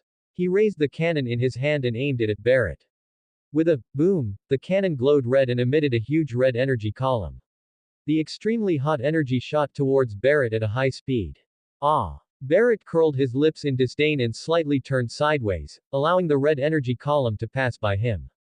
With a bang, the energy column exploded violently behind Barrett. It's a good thing. Barrett glanced back and saw a hole of about several meters in size appearing at the place where he was hit. A smile appeared on the corner of his mouth. The weapons of the Shandians were good and just made up for the shortcomings of the weapons of the hidden demon island. Damn! Seeing Barrett easily dodge the cannon, Wei Luo showed a solemn look on his face. He urged the skateboard under his feet to swim around and continuously fired the cannon in his hand. Shish! Dozens of energy beams shot towards Barrett from all directions. Barrett remained unmoved, with a smile on his face, and walked leisurely towards the Shandian. Countless energy pillars passed by him, causing violent explosions, raising clouds of dust, and submerging Barrett's figure. Do you died? Wei Luo stopped his skateboard and looked at the dust with a serious expression. Hey, my clothes are dirty. Suddenly, Barrett's voice of regret was heard in the smoke and dust. Not dead yet. Wei Luo looked solemn. He quickly activated the skateboard, carrying the cannon and staring closely at the smoke and dust. The other Shandians had equally solemn expressions, and they all urged their skateboards and aimed their artillery at the smoke. It's time to end it. Just then, Barrett walked out of the smoke and dust, his eyes fixed. Boom! The domineering aura was activated, and a domineering aura instantly swept across the sky. The clouds on the horizon were instantly dispersed. All the Shandian people's eyes turned white, and they fainted one by one on the ground. Even their leader Wei Luo did not hold on for a few seconds. The weak should have the awareness of the weak. Barrett retracted his domineering haki, glanced at the Shandian lying on the ground with disdain, leapt up, and flew towards Shandora. Subscribe to Chinese Novel Audiobook YouTube channel. Chapter 90 Lord of the Sky. Barrett flew slowly until he saw a huge vine, then he stopped. Looking at the huge vines rushing up from the clouds, Barrett was extremely shocked. You know, the Sky Island exists at an altitude of 10,000 meters. It is simply unbelievable that such an amazingly huge vine can grow from the ground to 10,000 meters in the air. However, thinking about the world's largest mangrove, the Algiers mangrove, that grows from the seabed in the Sabayati archipelago, and the elephant lord walking on the sea, it seems understandable that the huge vines in front of us can be 10,000 meters high. Barrett leapt onto the vines in a flash, flew towards the clouds above, rushed through the clouds, and stood above the clouds. Looking around, the place is full of old ruins and dilapidated buildings. This should be Shandora. Barrett looked at the broken ruins, stopped in the air, and slowly fell down. 400 years ago, part of Gaia Island was split when it was washed up on the Sky Island. The Sandora ruins part was torn into pieces due to hitting the giant vines. Because of the support of the island clouds on the giant vines, several layers of ruins were formed on the giant vines. In the original work, the inner city of Shandora was located in the upper island cloud, but due to the erosion of the island cloud, it sank into the interior of the island cloud, and the golden bell of Shandora fell on a higher island cloud, and no one has found it to this day. Barrett walked slowly in the ruins, looking around, in no hurry to find Roger and others. After a while, Barrett finished touring this level of ruins. There was nothing else on this level except a lot of rubble. Barrett jumped up with a lack of interest and followed the vines to the second layer of island cloud. Roar. As soon as he reached the second floor, a huge roar was heard from the ruins. Barrett's figure flashed and flew towards the source of the sound at a high speed. Not long after he flew out, a giant python stood up, its huge head raised to the sky and roared in the clouds, its two vertical pupils as big as lanterns stared coldly at the ground below. The huge body twisted gently, as if an ancient Tang snake had descended and danced wildly in the air. Lord of the Sky, Roland. Barrett recognized the giant python at a glance. The giant python was the creature in the legend of Sky Island. Roar. Suddenly, Roland's snake tail swept forward, lifting up countless huge rocks. It turned out to be them. Barrett looked down and saw Shanks and Buggy under the giant python, dodging constantly, avoiding Roland's snake tail and the flying boulders. Then, with a loud bang, Roland's head hit the ground, smashing the ruins into pieces. It raised its head and roared, stirring up a gust of wind. Buggy and Shanks were agile and dodged Roland's attack. They jumped onto Roland's head and moved quickly towards the snake's body along the head. The two men moved and attacked at the same time. Shanks kept swinging his long sword, chopping it at Roland. Bucky was even more powerful. Every time he threw a punch, a crack would appear in the space. It was extremely fast. Hey, Bucky seems different. Seeing Buggy's attack, Barrett also became interested. He didn't rush and flew to a high platform in the ruins and sat down, watching the two men fighting Roland with interest. Roar. Roland roared, a hint of human-like pain appeared in his snake pupils, and his body twisted wildly, trying to throw the two people off. Countless broken buildings on the ground were destroyed, and stones flew everywhere. Bang bang. Buggy and the other man seemed extremely steady, their fists and long swords kept falling, attacking the snake's body frantically. Shattered into pieces, shattered into pieces. Suddenly, Bucky jumped onto the snake's head, his right hand instantly detached from his body, and flew towards Roland's head with a clenched fist. Boom. There was a loud bang, and then a crack appeared on Roland's head. Roar. In severe pain, Roland became crazy, rolling and twisting wildly on the ground. Dozens of deep pits were smashed into the ground with bang, bang, bang. Buggy and Shanks were also thrown dozens of meters away and fell to the ground, grimacing in pain, and they were unable to get up for a while. Not good. Seeing that Roland's snake tail was about to sweep over the two men, Barrett flashed and stood in front of them in an instant.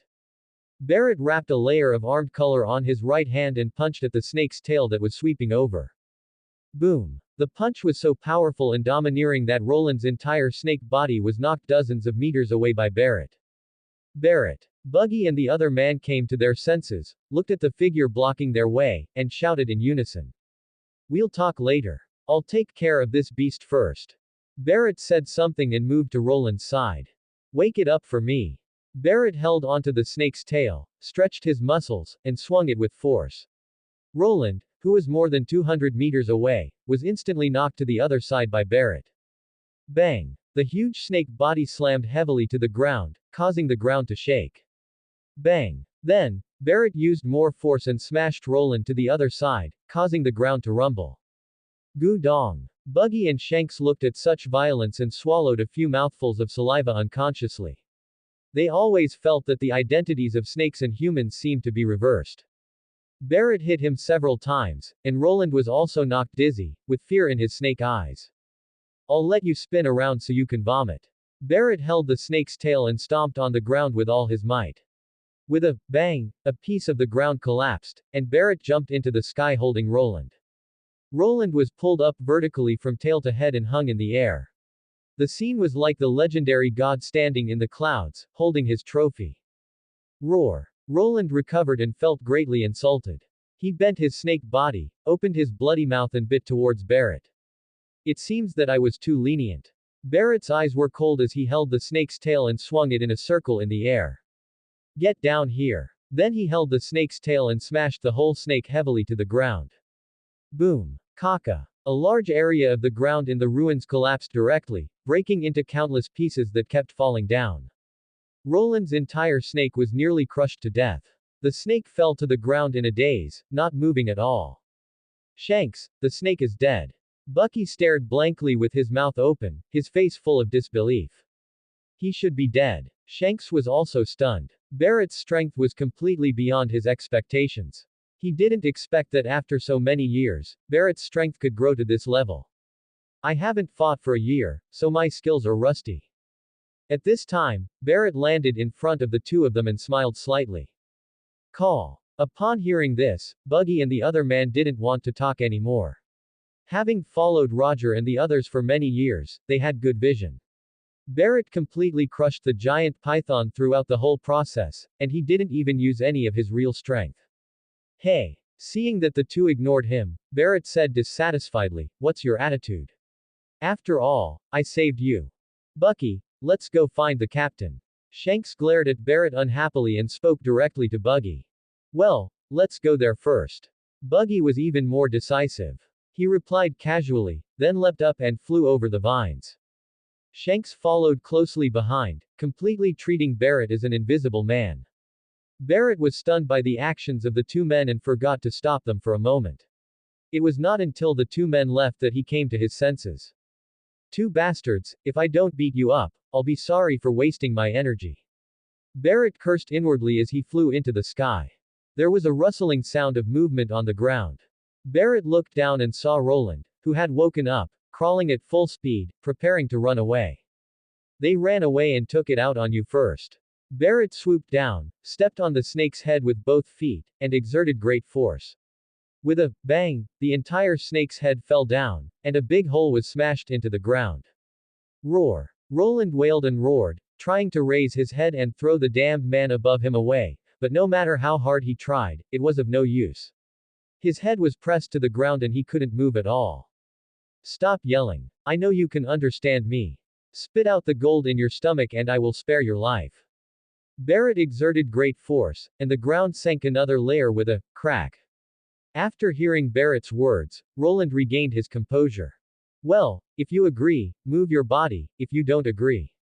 As he spoke, Barrett drew his halberd and threatened, "Then I'll do it myself.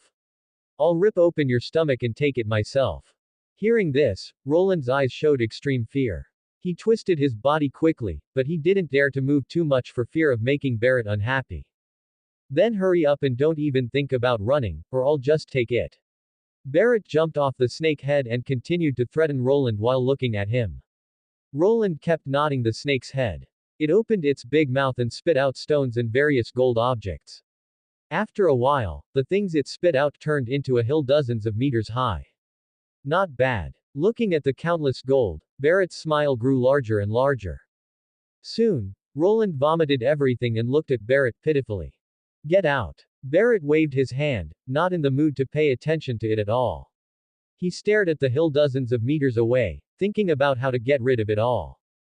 Roland felt as if he had been pardoned, and he twisted his body and left quickly. Chapter 91. A Big Gold Brick. "Damn, why are you chewing on stones?" Barrett complained as he cleaned up the stones mixed in with the gold. After about half an hour, all the stones were selected, and a hill of more than 10 meters in height, piled with countless gold objects, was formed. It should be enough for a long time this time. Looking at the mountain of gold artifacts, Barrett's face was always smiling. "Let it melt first." Barrett did what he said. He worked hard to dig a large pit on the ground that was more than 10 meters deep and several meters wide, and put all the gold items into the pit. Then, holding a piece of gold, the true fire of the sun surged, and under the scorching heat, the gold quickly melted, and the golden pots and basins quickly turned into golden water. The golden liquid quickly filled the entire pit, shining with golden light and extremely dazzling. It took 2 full hours for all the gold to melt. Barrett no longer controlled the temperature and waited quietly for the gold to solidify. In the blink of an eye, half an hour passed and the golden liquid had completely solidified. "Rise." Barrett grasped the condensed gold with force, and with a push of his foot, a giant gold brick appeared. The gold brick is more than 10 meters long and several meters thick. It shines brightly in the air and is extremely conspicuous. Bang! The gold bricks fell to the ground, creating a big hole in the ground. Barrett quickly found some strong vines, tied up the gold bricks, and flew over the vines with the gold bricks on his back. Fuck! Such a huge amount of gold. As soon as Barrett went up one floor, a familiar voice came over. "Hey, you two bastards again." Barrett looked in the direction of the voice and saw Buggy and Shanks from before. Barrett. When they saw it was Barrett, Bucky and the others' eyes widened. They hadn't seen it for a long time, but Barrett actually got such a big gold brick, which was conservatively estimated to weigh tens of thousands of pounds. "You two bastards, you actually dared to ignore me just now, I'm going to beat you to death." Barrett grinned and used vines to carry the gold bricks, ready to let the two men feel the power of money. "Barrett, people will die." Seeing that Barrett was about to hit them with a giant gold brick, Buggy and the other man's faces turned green and they ran away without any sense of shame. "Stop right there, you two bastards." Barrett started chasing with the gold. "Captain, help. Barrett is going to kill us." As the two men watched Barrett getting closer, they accelerated and shouted for help. You two bastards, stop now and let me test whether this gold is solid or I'll catch it and use it to hit the bird. The gold bricks were very heavy. Even with Barrett's ability, he couldn't use his top speed while carrying the gold bricks, and he couldn't catch up with Buggy and Shanks who were trying to escape. Bucky and the other man turned pale, regretting that they had run away earlier. Now they were lucky to be hit by the gold brick and have a few bones broken. He simply didn't shout or answer, but gathered all his strength and ran as fast as he could, running towards Roger and the others. Mad, both of you stop now, and I'll hit you once, or I'll hit you 10 times if I catch you. Barrett was also very tired, but he was unwilling to give up without catching the two men, so he gritted his teeth and chased after them desperately. Buggy and the other man turned a deaf ear to him, didn't stop at all, and ran for their lives. As they chased, the three of them got closer and closer to Roger and the others. Captain, help! Barrett is going to kill us. When they saw Roger and the others, Buggy and Shanks completely exploded, and the shrill voices resounded throughout the ruins. Roger and his crew, who were studying the historical text, were all terrified and looked back, only to see Buggy and Shanks running for their lives, with Barrett chasing them carrying a giant gold brick. You two bastards, let me hit you once, just once. Just when everyone was confused, Barrett's roar reached everyone's ears. Everyone looked at the gold bricks that Barrett was carrying, and finally understood why Bucky and the other man ran away. Seeing Buggy and Shanks getting closer and closer, and looking at Barrett's aggressive gold bricks ready to hit people at any time, his face turned green in an instant. Bucky, Shanks, you two bastards, don't come over here. Roger shouted hurriedly. Captain, we can't run any further. Bucky shouted, his voice filled with tears. Captain, help me. Shanks almost cried. Get out of the way, get out of the way. Roger shouted, taking the lead and running away first. Kazuki Odin and others scattered like birds and beasts, and moved away in an instant, leaving a large open space. Fuck, Captain, you didn't save us. Buggy shouted in anger, turned around and ran towards his master.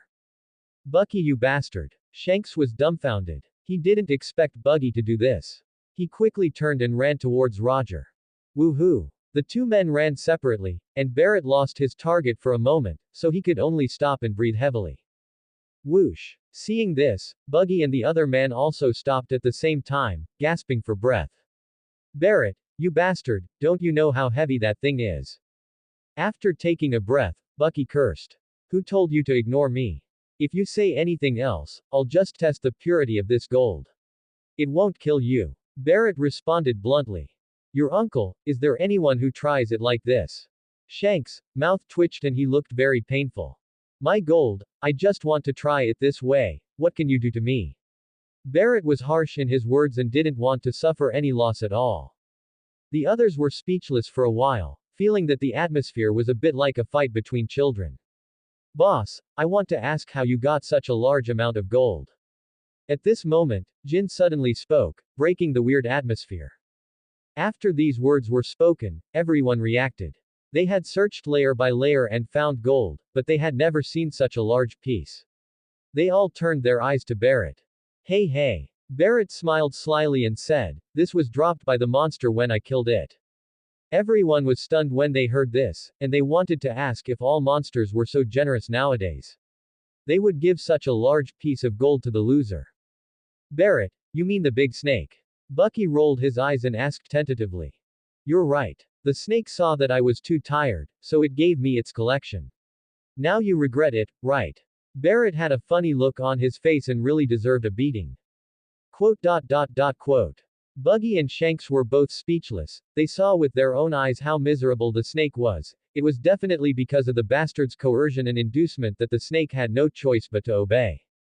Yes, that must be the case. Thinking of this, the two looked at each other as if they had telepathy, nodded to each other, and shouted in unison, Barrett, we are also involved, give us a share of the gold. Yes. Whoever sees it shall have a share. Give us some. There are so many, it's tiring for you to carry them all, give us some. When the others saw this, they were suddenly enlightened. Looking at such a huge piece of gold, their eyes turned red and they looked at Barrett with burning eyes. You guys are dreaming. Barrett was startled and immediately ran away with the gold. The crowd looked at each other in bewilderment. The ruins suddenly became quiet. Damn, I'm going to go find a monster to fight too. I am coming too. Barrett can kill monsters and get gold, so can I. Quote. After a moment of silence, everyone suddenly burst into enthusiasm and scattered in all directions, starting to look for golden monsters. Only Roger, Rayleigh, Jabba and Kazuki Odin's family were left there. This guy Barrett, as soon as he shows up, things will change. Jabba complained. Ha ha ha ha. Kazuki Odin laughed and said, Mr. Jabba, don't you think that our journey has become much more interesting since Barrett showed up? Quote. Jabba was speechless. It was indeed interesting, but you were the one who was interesting and they were the ones who were suffering. Roger and Rayleigh smiled. Then, Roger chuckled and said, Odin, how is the analysis of this historical text going? The analysis has been completed. Kazuki Odin nodded confidently. That's good. Roger said with a smile, then we can go find some gold. It would be nice to get a gold brick to throw at people. Yes, to hit that Barrett kid. Jabba was the first to agree and the first to run out. I'll get some too, and exchange it for wine. Rayleigh chuckled and left while drinking his wine. Ashi, let's go join in the fun. Kazuki Odin hugged Amatsuki and left, followed by Cat Viper and others. In this huge ruins, Roger was the only one left at this moment. Barrett, what do you know? Looking into the distance, Roger put away his smile, with a trace of sadness on his face. The trip to Sky Island made him realize that he could not see through Barrett at all, while Barrett seemed to know what he wanted to do. He was a little afraid that Barrett would disrupt his plans. After all, he didn't have much time. Chapter 92 Buggy, Shanks. At the same time, in the ruins of Shandora, Roger and his gang were all over the ruins. Almost all of them were carrying large and small bags, with satisfied smiles on their faces. Barrett also ostentatiously carried a large gold bar and walked around, picking up gold everywhere. I have to say that Shandora is worthy of being called the Golden Land. Gold is everywhere and you can't pick it all up. In just a short period of time since he left, his gold bricks have grown larger and are still growing. In the evening, the entrance to Shandora. Come for a drink. The gold I get today will be enough for my retirement. Yes. I've been a pirate for so long, but this is the first time I've seen so much gold. Quote. Roger and his group gathered together, and almost everyone had several large and small bags next to them. The light that was slightly exposed was also golden. What's more, next to Buggy, Shanks, King and others, there is a big golden ball, which is extremely conspicuous in the night. Rumbling. At this moment, the ground shook. Everyone stopped what they were doing and turned to look. They saw a huge gold brick moving slowly. Fuck, that gold brick actually moves. It can't be Barrett's piece. That piece isn't that big. Quote. Seeing the huge gold brick, everyone talked about it. It looks like Barrett. Bucky said uncertainly as the gold brick approached. What do you mean by, seemingly? That is. Looking at Barrett who was almost crushed to death, Shanks felt powerless. This is too big. Jin opened his mouth wide, staring at the gold brick. The gold brick was extremely huge. It changed from a rectangle to a square, with a length, width and height of more than 10 meters. If it was tens of thousands of pounds before, it would be at least hundreds of thousands of pounds now. Barrett was pressed underneath and could not be seen at all. Barrett. Delia was worried and rushed over. Barrett, are you okay? Delia rushed under the gold brick and pushed it hard, trying to help Barrett share the burden, but she found that she couldn't lift it with her strength. Huff, huff. Barrett stopped, took a few deep breaths, and gritted his teeth and said, Delia, you go out first, I'll put the gold brick down. Well. Delia nodded hurriedly and quickly ran out from under the gold bricks. Call. Delia ran out from under the gold brick, and Barrett pushed hard, pushing the gold brick open and turning it over. With a loud boom, the ground shook. Fuck, how heavy is this? The ground collapsed. How much has Barrett melted? Quote. Everyone was shocked and looked at the huge gold brick, talking about it. Huff, huff. Barrett stopped where he was and sat down on the ground, his legs shaking. He was really exhausted this time. He didn't expect that he had melted so much gold without realizing it. When they discovered it, they were reluctant to part with the fruits of their labor, so they desperately carried them back from the ruins. Barrett, are you okay? Seeing Barrett sitting on the ground, Delia quickly stepped forward and looked at Barrett worriedly. It's okay, I'm just a little tired. Delia, get me something to eat. I need to recover my strength. After taking a few breaths, Barrett grinned. Delia nodded and quickly ran to get food. Boss, how come you got so much at once? As soon as Delia left, Jin, Buggy, and Shanks came over together. Barrett, you value money over life.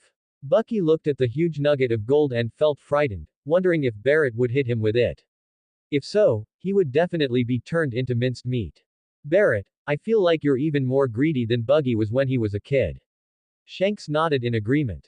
Barrett raised his eyelids. At this moment, he didn't want to pay any attention to them. He gently rubbed his legs with his hands to relax his muscles. Barrett, the stuff is coming. Just at this moment, Delia ran over with some pieces of meat. Barrett took the meat and swallowed it in big mouthfuls.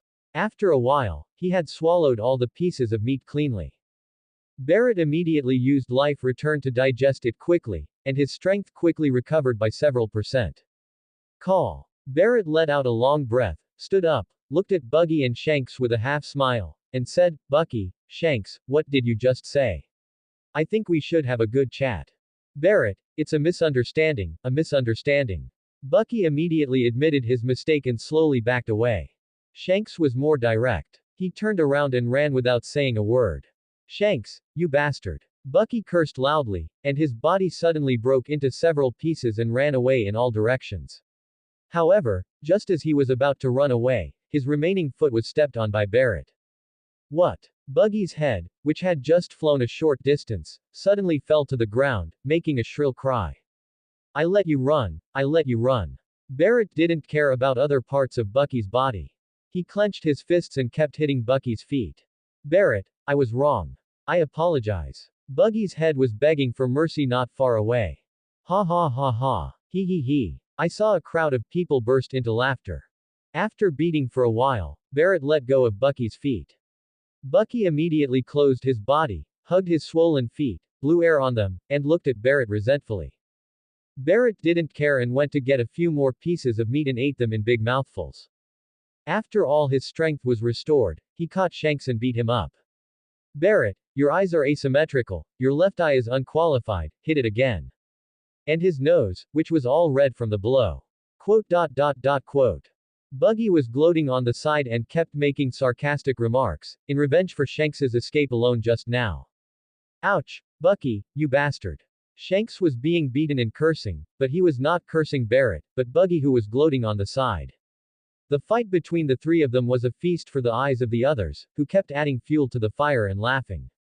After playing around for a while, Barrett, Buggy, and Shanks walked to a secluded place and sat down together. Bucky, Shanks, what are your plans if the captain disbands the pirate group? Barrett asked. Bucky and the other man were stunned for a moment and didn't react for a while. I don't know either. I'll tell you when that day comes. A moment later, Bucky was lying on the grass, looking extremely free and easy. Me too, we'll talk about it when that day comes. Shanks chuckled. If that day comes, would you like to come to me and join us? Barrett asked softly, with a hint of anticipation in his eyes. Needless to say, Shanks, one of the future 4 emperors, is extremely powerful. The current Buggy is also different from the original. As of now, his strength is stronger than Shanks. Even if he is not as strong as Shanks in the future, if Buggy continues, he will not be worse than the current Jabba in the future. Thank you, Barrett. If there really comes a day like that, I will form my own pirate group, look for my own partners, and sail on the sea. Shanks grinned, with a hint of confidence and unwillingness to admit defeat in his eyes. Me too, it's better to be the captain yourself. Buggy agreed with a smile. That's true. I just hope we don't become enemies in the future. Hearing the two people's answers, a hint of loss and sadness flashed across Barrett's eyes. He had a vague premonition that they might face off in the future. Buggy didn't think so, but Shanks might. However, this emotion was only fleeting, and the two did not notice it. Then, Barrett smiled and said, then, I hope that one day in the future, when we meet, we can have a big battle and then hold a banquet. Of course. Bucky and the other guy laughed and responded in unison. Boss, the captain and the master want to see you and ask you to come over. Suddenly, Jin came from a distance and spoke to Barrett. Bucky, Shanks, I'll be over first. Barrett greeted the two with a smile. They both nodded. Jin, I'll go over first. You talk to Buggy and the others. Barrett stood up and patted Jin on the shoulder. Boss, the captain and the master are waiting for you at the entrance of the ruins. Jin nodded and told Roger the address of the two. Barrett nodded and strode forward, but what Buggy and the others didn't notice was that the smile on Barrett's face disappeared the moment he left, and instead there was a stern look on his face. A moment later, Barrett arrived at the entrance of the ruins. Roger and Rayleigh sat opposite each other, holding wine jugs and drinking wine. Captain, Master, here I come. Seeing the two people, Barrett smiled and walked towards them with big strides. Chapter 93 Roger's Gift. Come, have some wine first. As soon as Barrett sat down, Roger threw a jug of wine to Barrett. Gu dong. Barrett took the jug and took a sip. Captain, this wine is good. Where did you get it? After drinking the wine, Barrett grinned. After being in this world for so long, Barrett has long been accustomed to drinking, although he is not as obsessed as Rayleigh and others. But he would not resist, especially since this was the wine given by the future Pirate King. We got these from the Totland Sea. There are only 10 bottles in total. Roger said with a smile. Then this bottle belongs to me. Barrett smiled and took another sip. Okay, I'll give it to you. Roger seemed very generous and didn't hesitate at all. Thank you, Captain. Barrett screwed the lid on with a smile, appearing to cherish it very much. But I can only give you this one bottle. I need to leave the rest for others. Looking at Barrett's actions, Roger narrowed his eyes and spoke very meaningfully. His eyes seemed to be able to see through people's hearts, staring at Barrett closely. Hearing this, Rayleigh was startled and glanced at Barrett, but didn't say much. He just took a big gulp of wine. Captain, I drink, but I never drink too much, so you don't have to worry that I will have ideas about the wine, let alone find a way to brew it. Barrett chuckled. He understood what Roger meant. Roger used the metaphor of wine to warn him that he would give him what he wanted, but he should not ruin his plans or disrupt his deployment. Hearing this, Roger was stunned for a moment.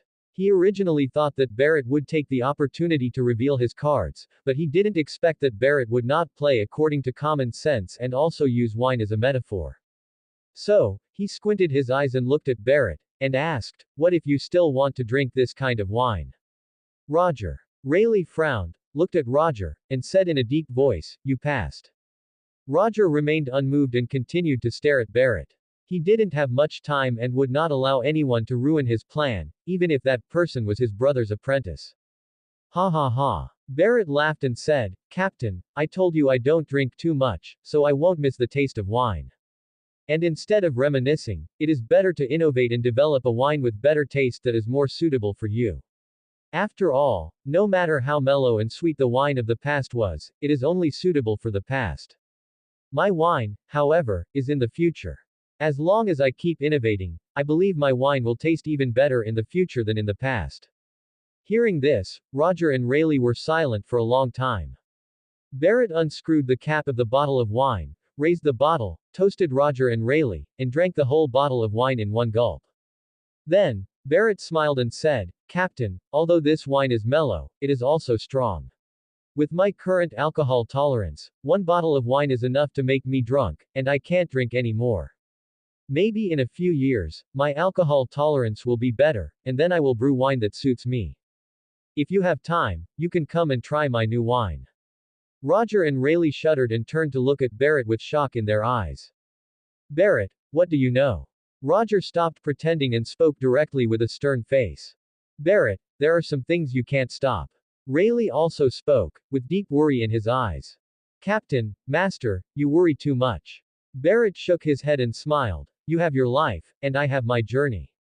However, my journey has not yet begun, and my ship is still at the starting point, because the strong wind that allows me to set sail has not yet arrived.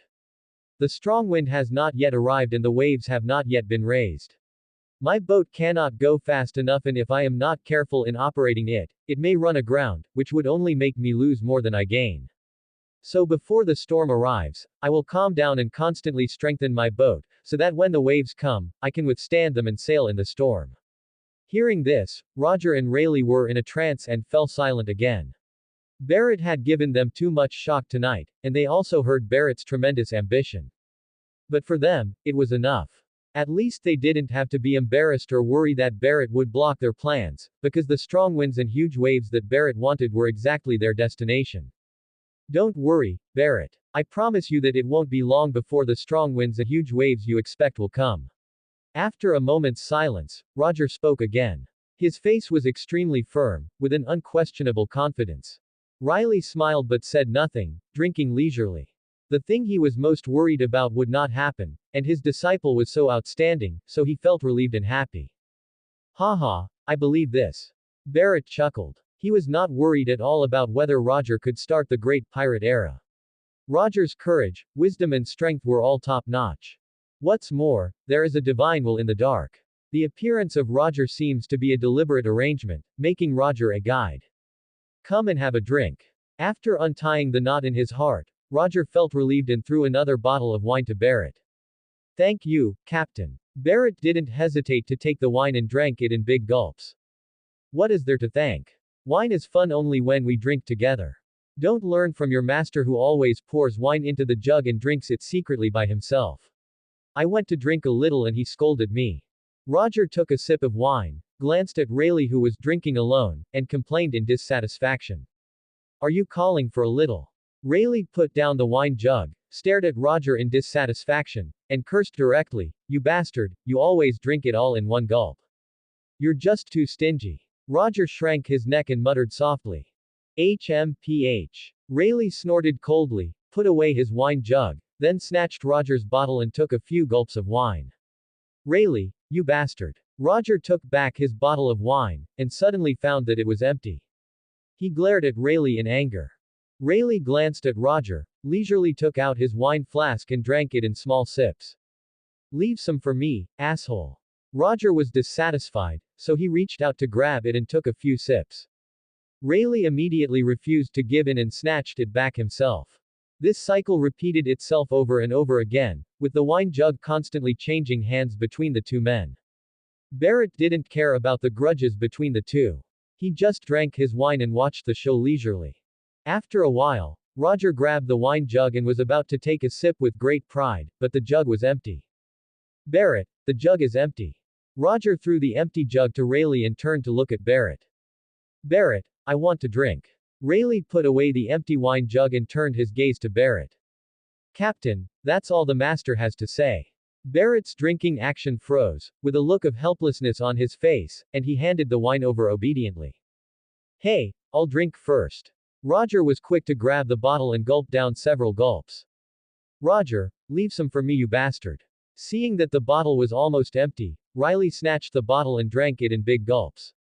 Barrett, this is my understanding of the three-color domineering. It contains my understanding of the three-color domineering and my own understanding of the sword art. Now I give it to you. This time Roger didn't snatch it, but took out a book from his arms and handed it to Barrett. Captain, what are you doing? Barrett was suddenly startled. He knew that Roger would teach him the domineering hockey entanglement, but he didn't expect that Roger would actually pass on to him what he had practiced himself. Take it. These are nothing. Roger smiled casually, then a hint of sadness flashed across his eyes, and he said bitterly, I'm just sorry. I promised you before that I would teach you personally, but now I can only break my promise. Captain, this is enough. Barrett took the book solemnly and put it carefully in his arms. After all, it not only recorded the dominance he had always dreamed of, but also recorded Roger's experience in cultivation, which was equivalent to the peerless secret book in the mythical martial arts world of his previous life. Captain, I'm deeply grateful for your kindness. After putting away the books, Barrett stood up and bowed. Then, Barrett took out a white den mushi and handed it to Roger. Captain, I don't know when the wind and waves will come. But I hope that before the storm, if you have anything to entrust to me, please use this to contact me. No matter what it is, I will definitely walk on the waves and complete this entrustment. Quote. Having read the original novel, he knew that in the future, Roger's wife and children would die one after another. Since he met Roger, Roger had never treated him unfairly. Now he had passed on such an important inheritance to him. It was neither reasonable nor moral for him to sit idly by, otherwise he would feel guilty and would find it difficult to make any progress. Chapter 94 New Arrangement. Barrett. Just as Roger was about to speak, Rayleigh grabbed Roger, turned to look at Barrett, and asked seriously, Barrett, do you know something? Master, I just have a hunch. I feel that one day in the future, the captain may need help. In fact, you can also regard it as my way of seeking peace of mind. Barrett shook his head. He would naturally not reveal the secret that he was a time traveler. He just used a premonition and peace of mind as an excuse. I see. Rayleigh nodded and didn't ask any more questions, but based on his understanding of Barrett, he was sure that Barrett must know something, otherwise he wouldn't have taken out this Mushi. In the future, Roger will definitely have something to do, but he doesn't know what it is. But no matter what it is, there will definitely be benefits for Roger to take over the Mushi. So, he patted Roger on the shoulder and said, Roger, take the Mushi. Whether you need it or not, you'll have an extra option in the future. Listen to you. Roger grinned and took the Mushi. Barrett was relieved to see Roger accept the Mushi. He was afraid that Roger would be stubborn and refuse to accept the Mushi. In the future, if he remembers the time wrong again, or Roger changes his address, the tragedy in the original work may happen again. Barrett, we are leaving tomorrow.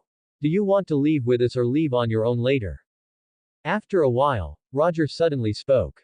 Barrett was stunned for a moment, feeling a little reluctant and sad. After all, after this farewell, the next time they met might be in Rogue Town. But he also knew that Roger's next action would attract everyone's attention, and he was not suitable to be in Roger's team now. That would only be counterproductive. It would be much better for him to stay than to follow him. So, he smiled and said, Captain, we won't go together. There is still so much gold on Sky Island, waiting for us to move it. Ha ha ha. Roger laughed and said, yes, just the gold you brought back today is enough to give you a headache. You really look a bit like Buggy when he was a kid. Rayleigh also agreed with a smile. Master, don't talk nonsense. Bucky was greedy for money when he was a child, but he valued money over his life. I'm different. I depend on the situation. If my life is threatened, I will still put my life first. Barrett said with a smile. Ha ha ha. Hearing this, the two couldn't help but recall Buggy's previous funny incident and laughed out loud. Then, the three of them continued to chat and laugh, not paying any attention to the time, because they all knew that after this time, they didn't know when they would meet again, or maybe this was a farewell forever. Dash. The next day, early morning. On the shore of the White Sea, Barrett, Jin and Delia kept waving their hands until the Jackson sailed away and disappeared into the White Sea. Only then did the three of them let go. Boss, do you think we can still see the captain and the others? Jin's eyes were slightly red and his voice was a little choked. Compared to Barrett, he had stayed on Roger's ship longer and his emotions were relatively more emotional. Don't worry, brother. Barrett nodded affirmatively, we will definitely see them again. I'm afraid that by then, things will have changed. Looking at the vast expanse of white on the sea, Barrett added silently in his heart. I believe it too. Jin affirmed. Well, the captain has started their journey, so it's time for us to make an effort as well.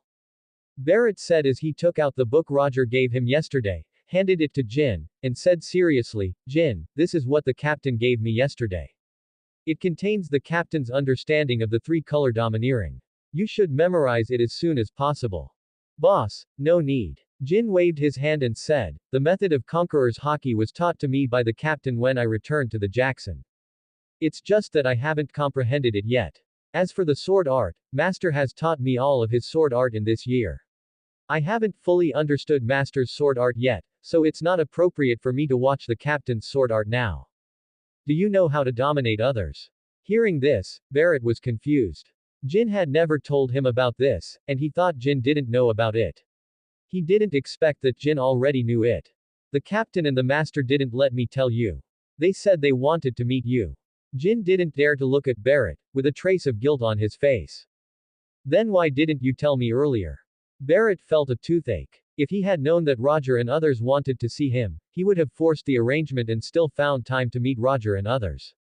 Maybe under Roger's personal guidance, he would have already understood the dominance. It's not like now, where you are given a book and have to figure out the rest. The captain still won't let me tell you, saying that he wants to see when you will come to find him. Jin said, lowering his head even more. Hearing this, Barrett was startled and remembered the conversation last night. He suddenly realized that perhaps when Roger saw Jin again, he had already guessed something. It would be better to say that it was a test rather than waiting. Hey. Thinking of this, Barrett sighed and said, Jin, you did the right thing. The captain has his own considerations. Boss, I'm sorry. Jin looked embarrassed and guilty. After all, since he followed Barrett, Barrett had never treated him unfairly, but this time he cheated Barrett. Although it was not voluntary, he did it after all. Don't blame you. Barrett smiled and patted Jin's shoulder. At first, he might have felt a little uncomfortable, but after Jin's explanation, he understood that this matter could not be blamed entirely on Jin. He also had a heavy responsibility because he underestimated the wisdom of Roger and others. Okay, now that this matter is over, it's time for us to talk about our business. Barrett continued. Upon hearing this, Jin and Delia, who had just been indifferent, became serious. Jin, Delia, next, you two will be responsible for transporting all the gold from Sky Island back to Helios. After the transportation is completed, you will stay in Helios and concentrate on training. I need to be alone for a while. At first, Barrett also thought about occupying Sky Island, but then he thought that the only advantage of Sky Island was its location. But this position is a bit awkward for him.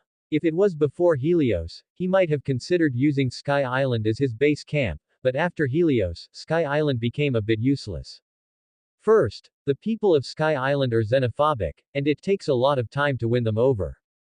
Second, it is the hatred between the people of Sky Island and the people of Shandia. It is not so easy to resolve the hatred that has lasted for more than 400 years. Third, and most importantly, although Sky Island is located 10,000 meters above Gaia Island and is extremely hidden, it is in the first half of the Grand Route. But Helios is in the New World. The two are too far apart and inconvenient to manage. If he is asked to abandon Helios, he will definitely not be willing to do so. Instead of doing this, it would be better to take advantage of Sky Island and use it to develop Helios. We know. They both nodded solemnly. Then, Barrett thought for a moment and continued, by the way, Jin, Delia, during your last trade, get some Sky Island specialties, those strange shells, and the method of using shells to make weapons. You can talk to Gon Forster about this. I will talk to him before I leave. In addition, you continue to collect slaves, still under the age of 15, but remember that they can only stay on Leah Island until I come back. Okay, boss. Jin nodded. Then, Barrett instructed Delia, you must remember the route clearly. When the time comes, come directly from the sky and try not to expose your whereabouts. I see. Delia nodded. Okay, that's all. I'll put the gold on the first floor of the ruins. You can go and bring back a few tons of gold later. Don't be afraid to spend money on training. We don't have much time left. Boss, let's go first. Goodbye, Barrett. After listening to Barrett's words, the two waved and left. It's time to talk to Gonfowl. Looking at the white clouds gradually moving away, Barrett stepped on the air, leaving a white mark in the sky, and disappeared in an instant. Dash. On the island of gods, huge trees grow everywhere and white clouds and mist currents surround it in the sky. Arpayato is the name of this island of gods. This is the only island in the entire Sky Island that is made of mud, and it is also the ancestral land that the Shandia people have always wanted to take back. The island of gods was once part of Gaia Island. About 400 years ago, the island was washed up on the White Sea by a huge upwelling current. At this time, in the temple square, Gonforge led a group of temple knights and priests and stood on full alert, their eyes fixed on Barrett in front of them. Mr. Barrett, I wonder if you have anything else to do here. Captain Roger promised not to hurt us. Gonforer spoke in a stern voice. He was very afraid of Barrett. After bringing Roger and others to Shandora, he left early. As a result, on the way back, he found that Wei Luo and other Shandians were all lying on the ground unconscious. Although he didn't know what means Barrett used, the fact that he was able to escape without hurting anyone was enough to make him wary. Chapter 95 Little Devil Enel. Don't worry, Mr. Gonfoer. I have no ill intentions. It won't be long before I leave Sky Island. Barrett chuckled and said, it's just that I need your help with something. Mr. Barrett, please tell me that I will fully cooperate as long as I can. Gonforl heaved a sigh of relief when he heard that Barrett was going to leave Sky Island.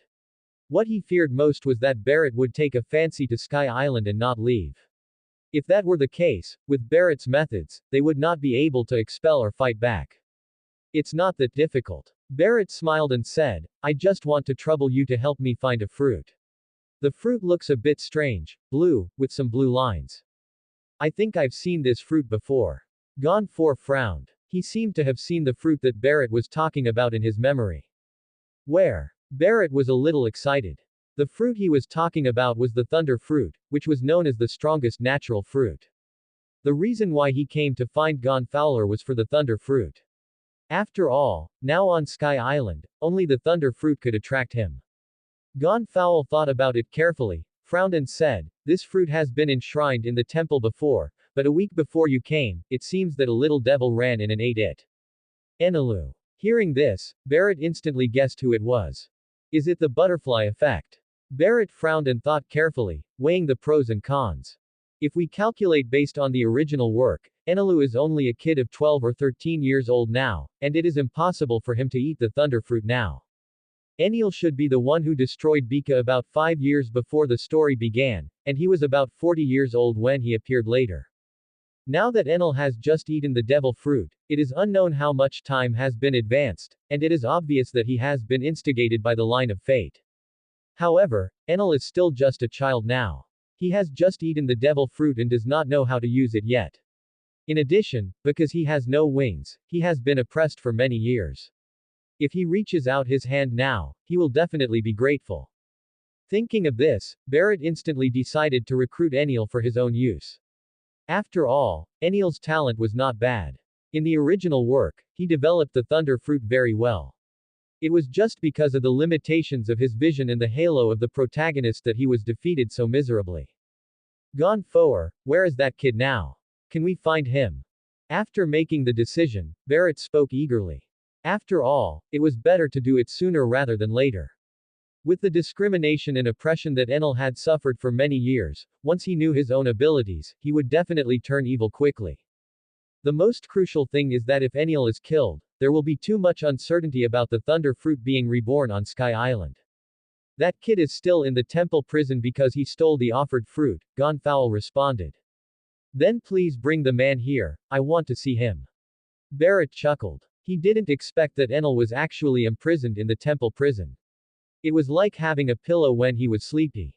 If he reaches out to rescue Enel now, then based on Enel's past experience, he will definitely be grateful. If he trains him carefully in the future, he will definitely have another great general under his command. Okay, I'll have someone bring him over right away. Gonforge nodded immediately. Although he didn't know why Barrett wanted to see the little devil, as long as Barrett could be sent away as soon as possible, he would immediately agree to it, even if he wanted to kill the little devil, let alone see him. After all, compared with the peace of Sky Island, a little ghost is really insignificant. Wait a moment, Mr. Barrett. After saying that, Gonfor turned and walked towards a priest, then lowered his head and gave a few instructions, and the priest turned and ran into the temple. Barrett stood outside the temple, waiting quietly. Not long after, the priest who had left earlier came over with a child. Barrett looked up and saw that the child had no wings and had very big ears that almost hung down to his shoulders, similar to Master Sanzang. The child's eyelids were also very deep, and when he raised his eyes slightly, he looked like a dead fish. From this appearance, he recognized at a glance that the child was the future Enelu. However, Enel now is very thin, his hair is unkempt, there are blood stains and whip marks on his body, and his eyes are filled with fear and resentment. Ever since coming here, my thin body has been shaking uncontrollably. No wonder, Enelu went crazy in the future and directly destroyed Bika. Seeing Enel's current appearance, Barrett is no longer surprised that Enel's temperament will change drastically in the future, and he will destroy Bika and enslave Sky Island. At this age and with this kind of treatment, if it were him, I'm afraid Enel would do something even more extreme. Mr. Barrett, this kid ate the offering fruit. Gonfowl brought Enel to Barrett and gently pushed Enel to the front. Who is he? Why don't you have wings like me? He's looking for me and he's going to kill me. Enel kept shaking, his head lowered, not daring to look at Barrett again. Kid, look up and tell me your name. Barrett asked softly. Any. Enel. Enel raised his head in fear and looked at Barrett's kind smile. At this moment, he seemed to have thrown away his fear, because this was the first time since he was born that someone had smiled at him like this. Enelu, do you want to come with me? From now on, no one will bully you anymore. Barrett's voice is gentle, making people feel like a spring breeze and making people feel convinced unconsciously. Is it really possible? Enel was stunned for a moment. Barrett's words made his wounded heart show signs of healing. Tears slowly accumulated in his eyes as he looked at Barrett infatuatedly. As long as you want, no one can stop you. Barrett smiled and rubbed Enel's head, without any disgust in his eyes. I am willing. Please take me away from here. Enelu shouted loudly with tears in his eyes. God, Enelus stole the fruit offered in the temple. He is a sinner to God. We cannot let him go like this. At this moment, an inappropriate voice sounded. Barrett's smile froze. He didn't expect that someone would stop him at this time. He looked in the direction of the voice and saw a fat man dressed as a priest with an unhappy and resentful look on his face. Mr. Barrett, you didn't mean to take Enelu away. As soon as the fat man finished speaking, Gonfor's face changed drastically and he hurriedly explained to Barrett. Mr. Gonfor, I have been honest enough. Barrett waved his hand without a smile on his face, and walked towards the fat priest step by step. Hasn't anyone told you that there are some people you can't afford to offend, and the price of offending them you can't afford? Barrett's words were like a huge hammer hitting Gonfowl's heart. Mr. Barrett, Captain Roger promised not to kill anyone. Gonfowler shouted in fear.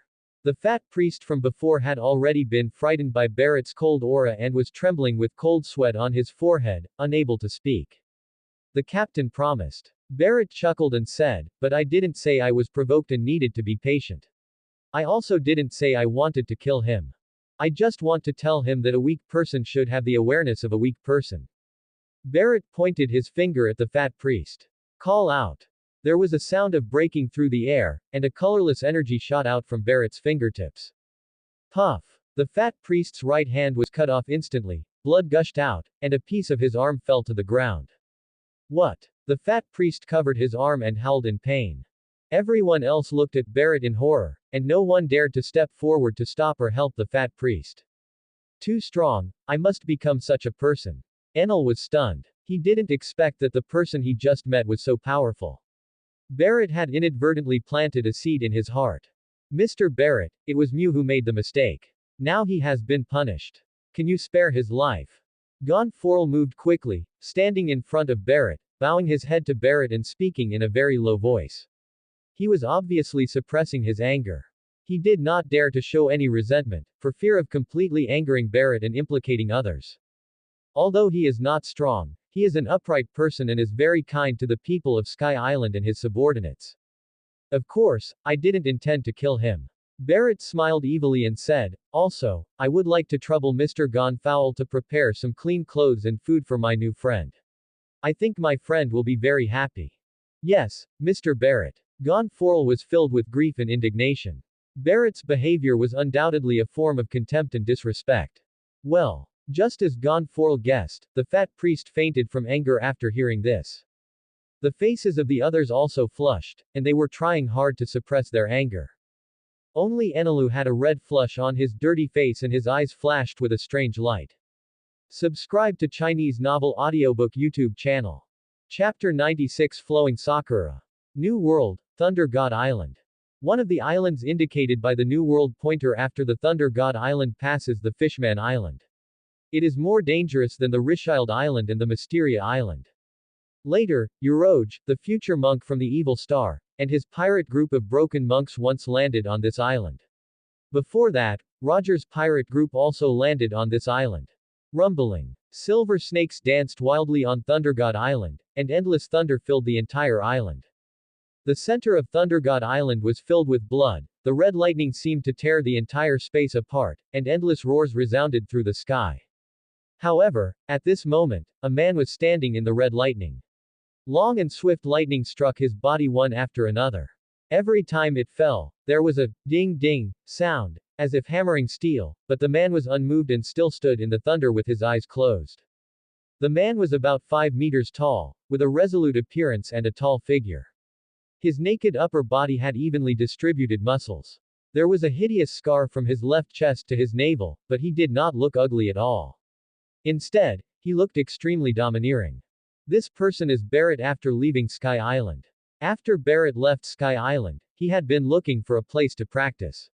Later, when he contacted Rayleigh and learned about Thunder God Island, he suddenly realized that Thunder God Island was mentioned in the original work. After Barrett got the coordinates from Rayleigh, he took Enil and searched all the way. It took more than 2 months to reach Thunder God Island. After arriving at Thunder Island, he called Jin again and asked him to arrange someone to pick up Enil from Thunder Island. But who knew that Jin would not play by the rules? He came to Thunder God Island alone and practiced here. Barrett had no choice but to plan to go back there himself. But Enil said that he wanted to stay and practice with Barrett and the others. Because when he was on Sky Island, he saw Barrett take action and intimidate Gon 4 and others, and he was very determined to become a strong man. In addition, Enil is mentally precocious and has the ability of the Thunder Fruit, which makes him very resistant to thunder. The thunder from the outside cannot cause any harm to him at all. Barrett himself does not want to make this trip, so he simply takes Enil with him to practice together. 10 months have passed since then. The Thunder God's Island is very dangerous. The whole island is filled with thunder, with constant lightning, thunder and thunderstorms. From outside to inside, the power of thunder can be divided into 3 levels. The outermost area is the common blue lightning, with a maximum voltage of 100 million volts, which is equivalent to the middle layer of the minefield on Canberra Island. This is also the area where Enilu is staying. The middle layer is mainly composed of silver-white lightning, which can reach 500 million volts and is extremely powerful. Once, Enilu went in there and was struck by it. If he was not immune to lightning, he would probably have turned into ashes. However, he couldn't withstand the penetrating power of the silver-white lightning, so he had to go back to the periphery to continue training his body. Barrett and Jin also slowly adapted after more than 2 months of training, but they still couldn't stay in there for a long time. Jin could only stay for a maximum of 20 days, while Barrett's physique was much better than Jin and he could stay for more than a month. The center of Thunder God Island is even more extraordinary. The lightning is blood red. The blood red lightning can not only reach 10 billion volts of electricity, but also cause a trace of mental damage. After 5 months of training in the middle level, Barrett and Jin suffered a great loss when they entered the center for the first time. They were both seriously injured, especially mentally. Fortunately, both of them had Conqueror's Haki and recovered well from the mental damage. Moreover, after they recovered, they found that their domineering color had been strengthened. They went completely crazy and began to train madly, and continued after they recovered from their injuries. Over and over again, Jinx's domineering color has made great progress and is no worse than Barrett's a year ago. His armament color has also reached the limit of the 3rd stage, and his swordsmanship has even broken through to the level of a great swordsman. His overall strength is comparable to that of a general.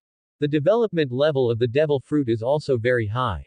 Although the temperature of the flame has not broken through the limitations of magma, it has made great progress in treatment. Barrett benefits more. Although his domineering Haki has not broken through to the top level, it is more powerful. Once it is activated, it can easily cause physical damage. And with the bonus of the Golden Crow fruit, his physique and armament color reached the limit again. The sun's true fire broke through the temperature of the magma and became even more domineering. According to Barrett's estimation, he can now easily beat himself from a year ago. But unfortunately, the two of them are still stuck at the top level of the 3rd stage in terms of armament Haki, and still haven't broken through to the 4th level. There hasn't been much progress in Ryuo and Hachin. Call out. Suddenly, Barrett, who was at the center of Thunder God Island, opened his eyes, picked up the halberd, and began to dance along the trajectory of lightning.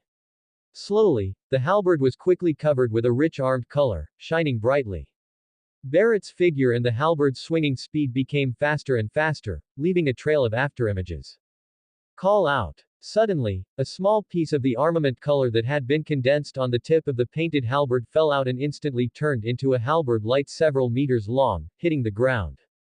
The halberd's blade was extremely solid, completely submerged into the ground. A moment later, with a loud bang, the ground rolled over and a huge noise exploded from underground where the halberd hit. That piece of ground collapsed directly, forming a hole several meters in size. Ryuzakura, flow. Barrett stood there in a daze, looking at the hole and muttering to himself. I see. Internal destruction is mainly about letting the armament haki flow. Master has already told me that, and Ryuo has also told me that. Barrett's eyes became brighter and brighter, and the armor color on his halberd became darker and more transparent.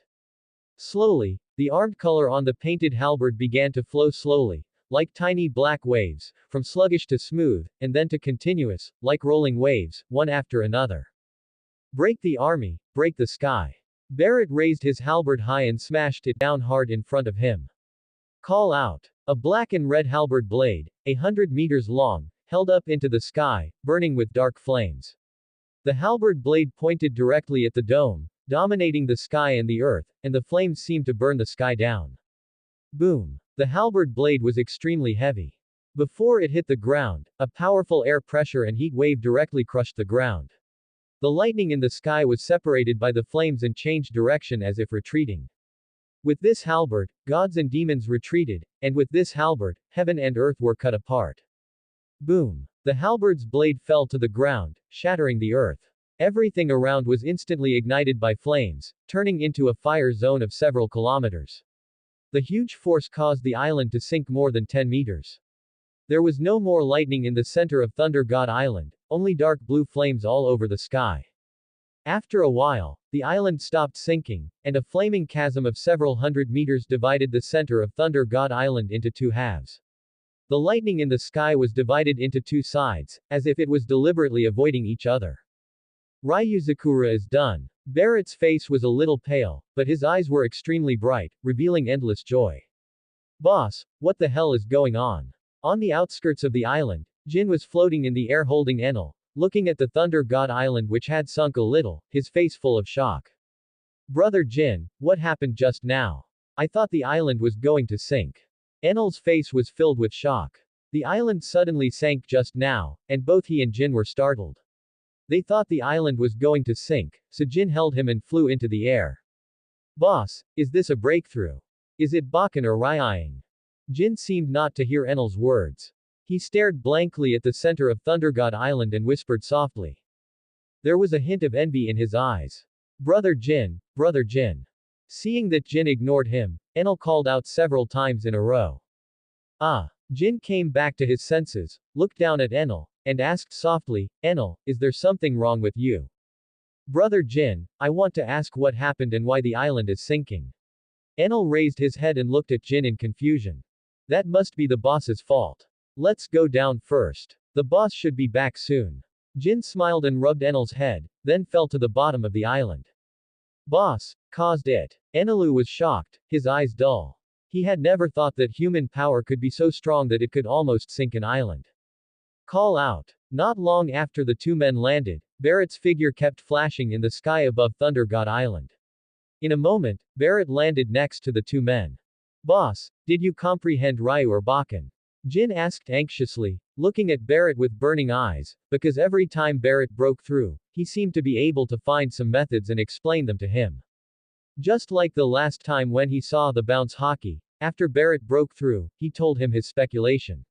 He had been training according to Barrett's method, and after a year of fighting on Roger's ship, he had reached a critical point. After arriving at Thunder God Island and being bombarded by intensive lightning for 5 months, he took a step into the advanced level of observation hockey, and as Barrett had speculated, he could predict the future, but now he could only predict about 2 seconds. But even so, it also greatly enhanced his strength. Lying. Barrett chuckled and said, let's get something to eat first. After we finish eating, we'll go back. I'll talk to you slowly on the way. Okay boss. Jin was very happy and flew into the sky happily to get food from other islands. Captain, they should be here by now. Barrett looked at the sea with a gleam in his eyes. He set himself a 1-year training period. No matter whether it was domination or armament hockey, as long as he could break through one of them, he would have achieved his training goal. If he didn't make a breakthrough within a year, he would still leave, because that time would be exactly 1497. This year Roger became king, and this year was the prelude to the big wave. Fortunately, I was lucky and completed the goal 2 months ahead of schedule. Chapter 97 Summit and Disbandment. March 1497 in the Haiyuan calendar. The sea in May was stormy and violent. Huge waves were rising in some sea areas, invading one island after another, forcing people to stop and watch. There are also areas of the sea with slanting wind and drizzle, and the beauty of hazy mist, which covers many islands with a thin layer of mist, as if hiding something. March 1497 in the Haiyuan calendar. The sun was high in the sky, its brilliant light shining upon the world, illuminating all the fog. Roger conquered the sea, arrived at Raftel, and successfully ascended to become the pirate king. The news spread like a hurricane, sweeping across the four seas and the New World. This day attracted everyone's attention and was recorded in history. The birth of the new pirate king has made countless pirates excited and determined to follow in Roger's footsteps. Wars broke out everywhere, countless villages and towns were destroyed, corpses were everywhere, and the surface of the sea was covered with a layer of blood. The Navy and the world government became extremely nervous, fearing that Roger would make Raftel's secret public, so the CP department and the Navy were all dispatched to find Roger and his gang. However, Roger and his gang seemed to have disappeared. There was no trace of the New World or Paradise, and only a handful of people in the world knew that Roger's ascent to the summit was only the prelude to the coming of the big wave. The Great Route, the Unknown Waters. Barrett and Jin stood at the bow, each holding a newspaper in their hands. Barrett had a hint of excitement on his face, while Jin had a strange look on his face. This was the third day since they left Thunder Island. As soon as they left the waters of Thunder Island, the sky had turned black, and countless seagulls were flying in the sky, blocking out the sun. The news of Roger's summit spread quickly like a plague, and everyone in the world knew about it. Boss, the big wave you're talking about isn't going to be when the captain reaches the top. Jin showed curiosity. Logically speaking, once a king appeared on the sea, ambitious people would stop their actions. But looking at Barrett, he seemed extremely excited, which puzzled him. Jin, this is just the prelude to a big wave, just like the preparation period before a hurricane. Once the hurricane is ready, the sea will stir up huge waves and go completely out of control. Barrett was a little excited. After waiting for so long, he finally waited for Roger to become king. Boss, are you okay? The captain has reached the top. Now the captain only needs to give an order and countless pirates will follow him, even if it means fighting against the world government. Jin was still confused and puzzled. He didn't understand why Barrett said that this was the prelude to a big wave, and why he was so sure that there would be bigger waves to push the times forward. The captain is dying. Barrett took a deep breath, a trace of sadness appeared on his face, and his voice sounded extremely low and heavy. Now that Roger has reached the summit, it means that he only has about a year left. Although he knew that this was the general trend, he still felt a little sad in his heart. After all, Roger had been very nice to him ever since he met him, and had even taught him everything he knew not long ago. This kindness is really hard to erase. Boss, you just said, the captain. Jin couldn't believe it and his speech became stammering. Barrett said nothing, but nodded with a heavy face. He had known about Roger's affairs for a long time, but he could not stop it, and he was powerless to stop it.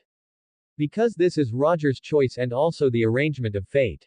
When Jin saw Barrett nod, he was stunned and his eyes gradually turned red. He couldn't believe the fact that Roger was going to die. Who is Roger? In his heart, Roger was like a god and someone he respected. But now the person he respected was about to die, which he simply could not accept. Barrett did not disturb them. He understood Jin. In comparison, Roger and his crew had a deeper relationship with Jin. After all, Jin had sailed with them for an extra year. He also heard from Jin that Roger, Rayleigh and others actually knew his identity a long time ago, but they continued to guide him wholeheartedly and never revealed it to anyone else, treating him with complete sincerity. With sincerity for sincerity, Jin has long regarded Roger and Rayleigh as his elders, and their status in his heart is second only to Barrett. Jin cried silently, tears overflowed from his eyes, his mask was covered with marks, and he just stared blankly at the sea. Hey! Barrett sighed secretly, stood at the bow with Jin, and looked at the sea quietly. Enelu on the deck was also very sensible. He sat quietly and trained without being disturbed.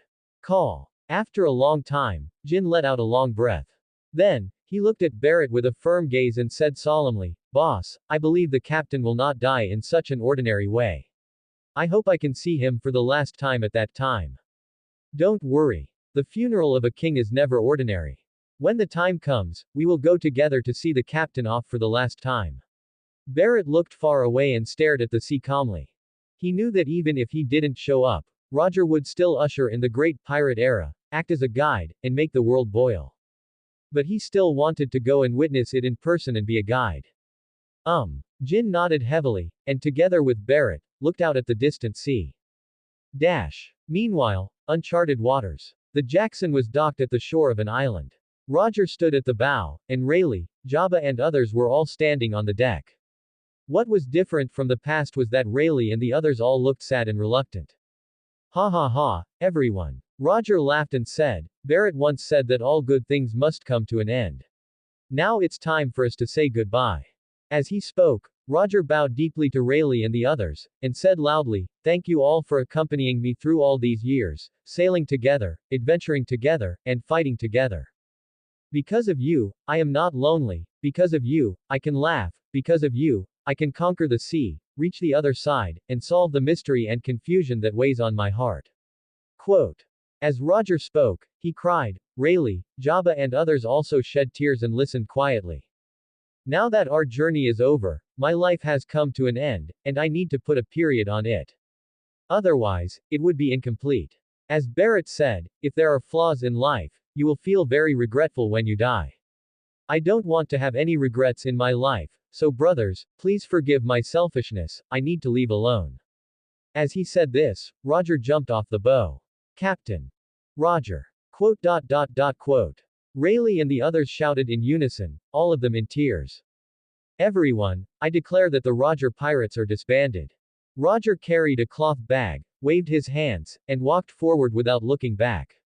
Woohoo! Seeing Roger going away, everyone on the boat cried out, but no one chased after him because this was Roger's last order. After a long time, the crying stopped suddenly, and the people on the boat left one after another, leaving only Rayleigh and Jabba sitting at the bow, each with a pot of wine, looking at the sea quietly. Jabba, what are your plans after what happened with Roger?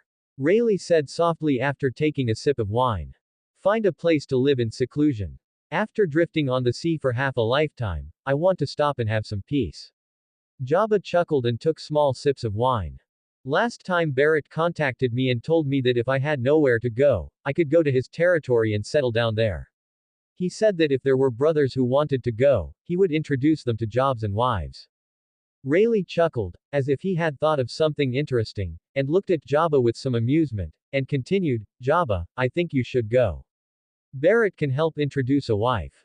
Fuck you. Jabba glared at Rayleigh and pouted, don't think I don't know what you're up to. You just want to use me as a laborer since I can still move. I'm telling you, don't even think about it.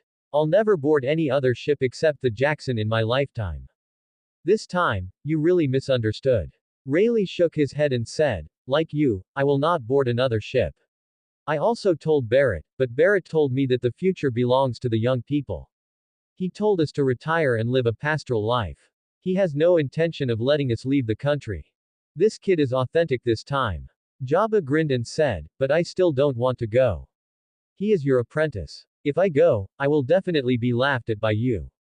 I believe Bucky will also be famous all over the world. The same will happen when I go to Bucky's territory. Rayleigh, you have to stay alive. I'll go drink with you then. As he spoke, Jabba jumped off the bow and strode forward. A hearty laugh was heard in the distance. Don't worry. If I can't drink at that time, I will let my son drink with you. After all, I have a lover. Raleigh stood at the bow and laughed out loud, and a tear flowed from the corner of his eye unconsciously. Chapter 98. Corpses floating on the sea. It stood there for a long time, with the bright moon setting in the west. Hey, time to go. Rayleigh sighed softly, slowly stood up, walked down the bow and came to the shore. Jackson, the journey is over. After a while, Rayleigh held a torch and gently threw it on the Jackson, and the Jackson slowly burned. Soon, flames shot up into the sky, illuminating the entire shore. Shish. Suddenly, two figures flashed and landed behind Rayleigh, blocking his way. Are you still here? Rayleigh turned slowly, looking calmly at the three people surrounding him, and said with a faint smile, I didn't expect that 2 CP0s would be dispatched to deal with me. I don't know whether it is an honor or bad luck. We have to be cautious when dealing with the famous Pluto Rayleigh. The person who was speaking was a female CP with black hair, a pretty face, a slim figure, and was dressed in black, looking very seductive. But at this moment, her eyes were cold, her face was icy, and there was a hint of murderous intent on her. Rayleigh, tell us the whereabouts of all the members of Roger's pirate group, and we can spare your life. Then, a 3-meter tall, burly man on the right side of the female CP spoke, his words filled with deep anger. Hey, I didn't expect that I would have to fight again even after I retired.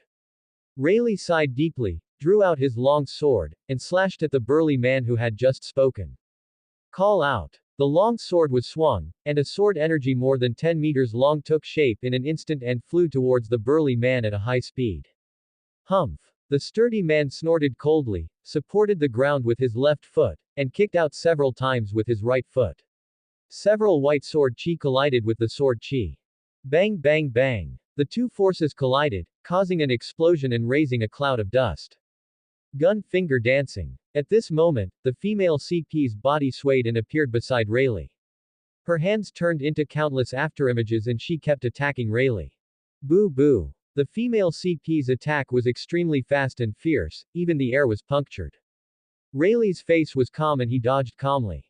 The long sword in his hand became extremely dark and blocked all the attacks of the female CP with ding ding ding sounds. Iron block, reload. The sturdy man who attacked first let out a low growl, turned into a half man, half tiger, and with a bang, he kicked Rayleigh with a heavy whip kick. Bang. Rayleigh raised his knife to block it, and the huge force caused the ground to collapse, forming a hole several meters wide. Gun pointing, armed attack. The female CP seized the opportunity, her hands turned extremely black, and she thrust them straight into Rayleigh's chest. Bang. Rayleigh jumped up and kicked forward. As soon as the two made contact, the female CP was kicked back several meters before she could stabilize her body. Then, Rayleigh swung his sword and a cold blade light flashed past. The tiger-shaped man had black arms that crossed to block the sword. Bang! The tiger-shaped man was knocked back several meters. Go together. When the female CP saw this, her body shape changed. She grew a tail, a pair of ears on her head, and her fingernails became extremely long.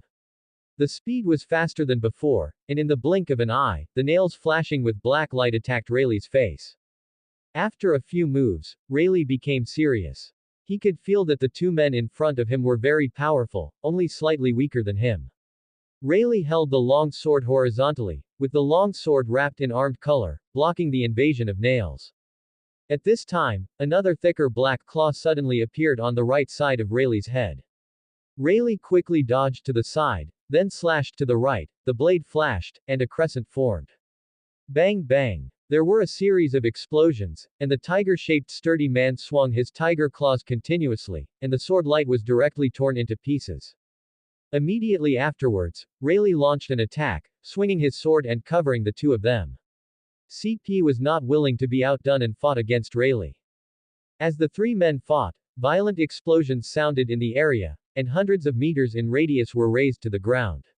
Countless vegetation was destroyed, and countless pits appeared on the ground. The sun rose and the moon set, and the battle lasted for 3 days and 3 nights. The battlefield continued to expand, and the island was sunk a little by the three men. The three men had disheveled hair, their bodies were covered with scars and blood, and they looked extremely embarrassed. Its word style, Hades. Suddenly, after the attack, Rayleigh retreated more than 10 meters, and his long sword left countless afterimages in front of him. A huge figure several dozen meters tall and shrouded in black air took shape.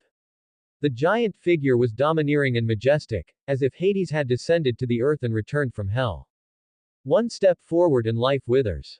Heavy armor, crazy tiger. Finger gun, cat shadow. The two men's expressions changed drastically, and they each launched a crazy attack. Roar. The tiger roared, and a black tiger several dozen meters long took shape. It leapt forward like a divine beast descended to the world, and as it leapt forward, all the other beasts lay dormant. Ow! The dark cat roared, and its figure of several feet long moved forward in the space, like the god of darkness. No trace could be found at all. When it reappeared the next moment, the sky was already filled with claw shadows. Boom boom. When the three collided, the earth shook, and with a few crackling sounds, the island collapsed directly into several pieces. Boom boom boom. Immediately afterwards, there were loud roars, and several islands were annihilated by the powerful energy, turning into small pieces, and the entire island was directly sunk. Rayleigh and the other two were also seriously injured by the violent energy collision. They were blown hundreds of meters away and fell into the water, and their whereabouts were unknown. The island sank, creating huge waves. Boom. Huge waves tens of meters high spread out in all directions like a natural disaster. Around the island, countless ships are sailing steadily. What is that? It's a tsunami. Turn rudder quickly, turn rudder quickly. Quote. At this moment, the roar became more intense. Everyone stopped what they were doing and looked in the direction of the sound. The faces of all the adults on the boat changed from confusion to anxiety and fear. The children were all terrified. Their bodies kept shaking and they tightly grasped everything they could hold onto. Boom. Under the huge waves, these ships had no way to escape. With loud noises, countless ships were directly disintegrated and all the people on board were blown away. Countless children were stunned in an instant and washed away by the huge waves, and their whereabouts disappeared. Only a few ships with strong men on board survived. New World, the waters near Fishman Island. Barrett and his two companions were sailing leisurely. Barrett was instructing Enel in exercising, while Jin was sitting on the bow swinging a long sword and studying the Ryuo method that Barrett had told him before. Boss, look, there seem to be a few people rushing over there. Suddenly, Jin stood up, pointed at the sea ahead and shouted loudly. Why are there so many dead bodies? Barrett jumped onto the bow and took a closer look, and found that there were not just a few people floating on the sea, but a dense mass of them. Boss, do you want to go over and take a look? Jin turned to look at Barrett and asked. Let's go and take a look. Barrett nodded. Okay, I'll go turn the rudder. Jin said, quickly running towards the control room. Enelu, stop for a moment and get some ropes. Barrett shouted back. Okay, boss. Enel stopped exercising and ran to the cabin to look for a rope. A few minutes later, Barrett arrived in the area. When they got closer, they showed a hint of fear in their eyes. There were many dead bodies floating on the sea, young and old, male and female, almost hundreds of people, which made people feel their scalps tingling. Barrett and Jin were fine. They only woke up after a brief shock. But Enel had never seen the world after all, and he sat on the boat with a pale face and a look of shock. Jin, get those two up. After pausing for a moment, Barrett pointed at the two young men in the sea. He had just released his observation hockey and found that he could only sense two auras, and both were extremely weak and could go out at any time. Okay boss. Jin hooked them one by one with a knotted rope, then flew into the sky and pulled hard, and the two were pulled up. Then, Jin gently placed the two people on the deck and slowly descended himself. Enelu, go set sail, let's leave here first. Barrett ordered and walked towards the two teenagers. The two teenagers looked young, definitely no older than 15. They were wearing ordinary clothes made of very rough fabrics, and it was obvious that they were children from ordinary families, or orphans. Enelu came to his senses, nodded palely, and ran to pull the sail. Barrett squatted down, stretched out his hand, and gently pressed the stomachs of the two teenagers. Puff. The two teenagers vomited a lot of water and their complexion looked a little better, but they were still not conscious and were still in a coma. Boss, who are these people? Why are there so many dead bodies? As soon as Barrett stood up, Jin approached Barrett and asked. I don't know, Barrett shook his head. They include the old and the young, rich and poor, and they don't have any knife or gun wounds. They were either drowned or hit by something. I think they must have encountered an irresistible celestial phenomenon or a shipwreck. After all, this kind of thing is the most common thing in the Grand Line. Shipwreck. Jin nodded and didn't ask any more questions. He was not the newbie he was before. He had been with Barrett for so many years and had seen many shipwrecks. He naturally knew that in the New World, the strange weather had buried countless people. Chapter 99 Simba, Jones. Jin, hurry up and leave. Seeing so many people dead, from all forces, Barrett didn't want to cause trouble. After all, at this special juncture, it was not worth it to be targeted by others, especially the world government. Anything that happened now might attract the attention of the world government. He didn't want to be targeted now and affect his subsequent plans. I'll go right away. Jin also knew that this was a special period, so he nodded decisively and ran into the machinery room.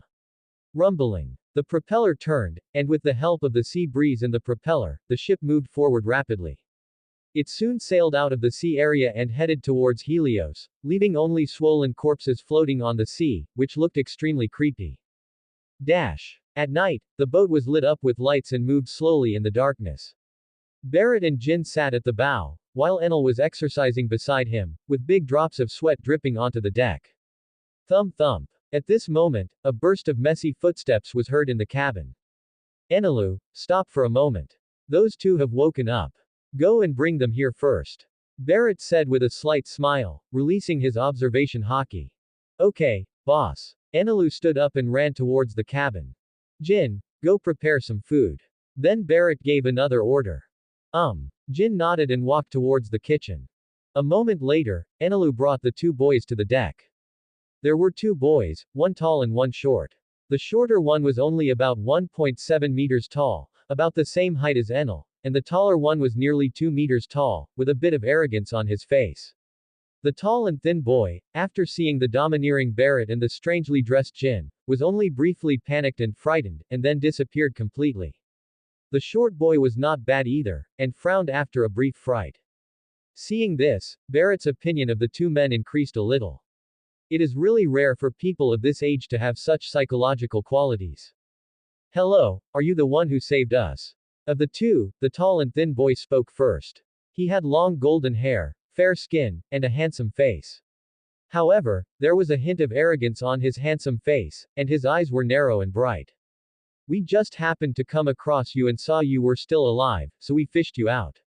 You can also say that we saved you too. Barrett chuckled and suddenly became interested in this young man. With such courage, if he is trained well, he will definitely become a good helper in the future. Thank you for saving my life. The tall and thin boy took a deep breath, his frown relaxed a lot, and bowed to Barrett. Thanks. Seeing this, the short boy bowed and saluted.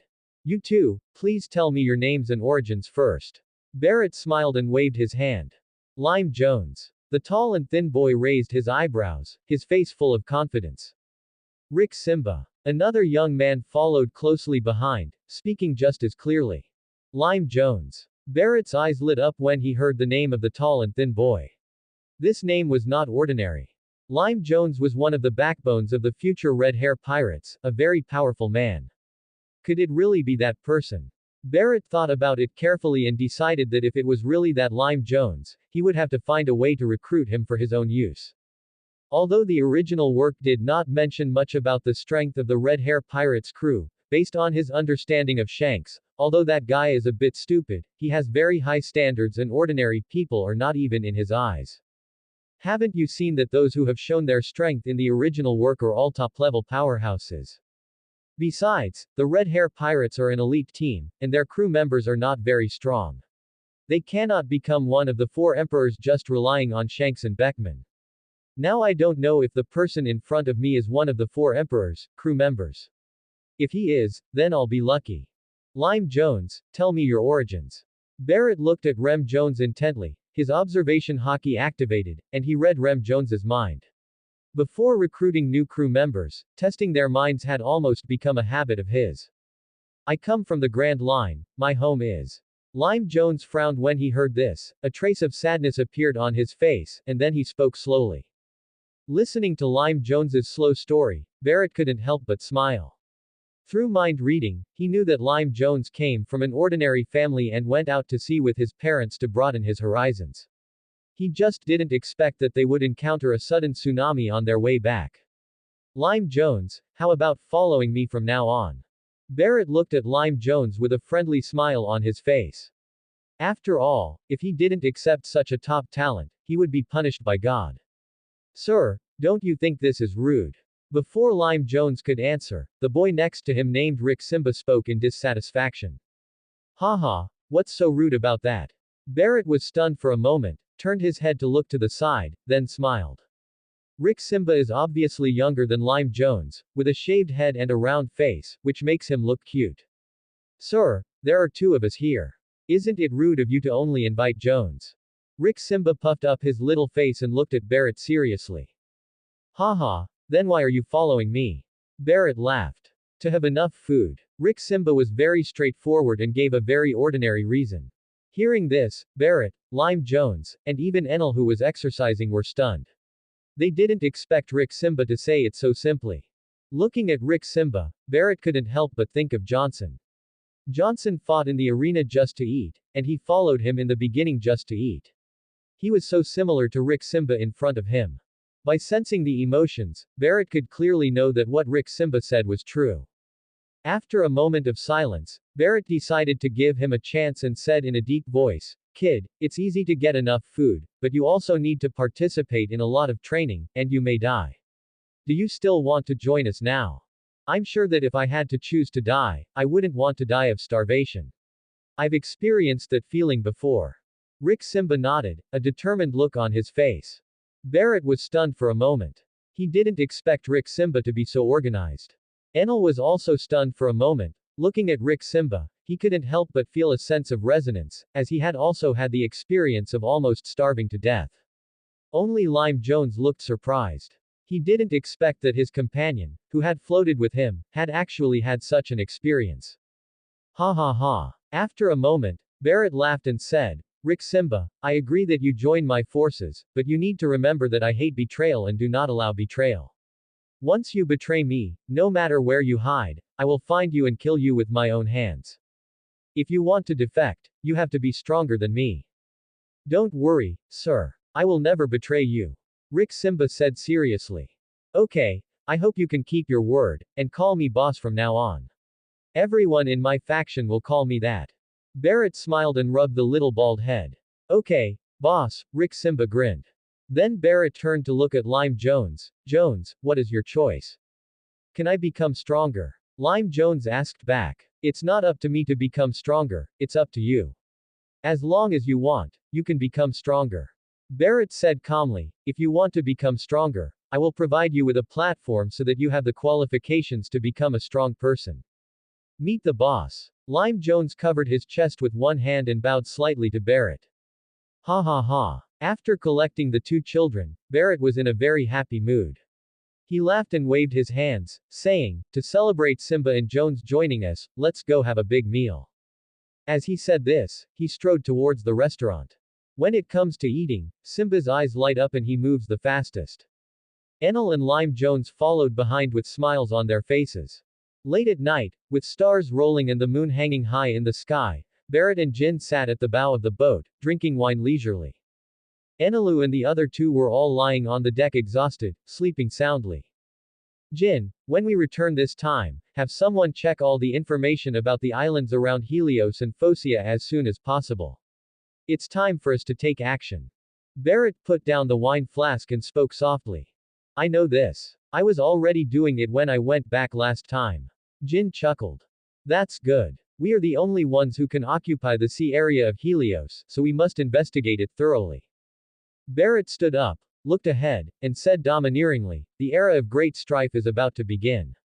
That will be our starting point, the starting point for us to become the overlord in the new world. Don't worry. Boss, we have been waiting for this day for many years." Jin stood up and took half a step behind Barrett, with a burning flame in his eyes, looking out at the sea in the distance. Chapter 100 Prelude to the Big Wave. March 1498 in the Haiyuan calendar. A piece of news detonated the sea, and the pirate King Roger was captured by the Navy heroes. A month later, he was executed in Roger Town, the weakest sea.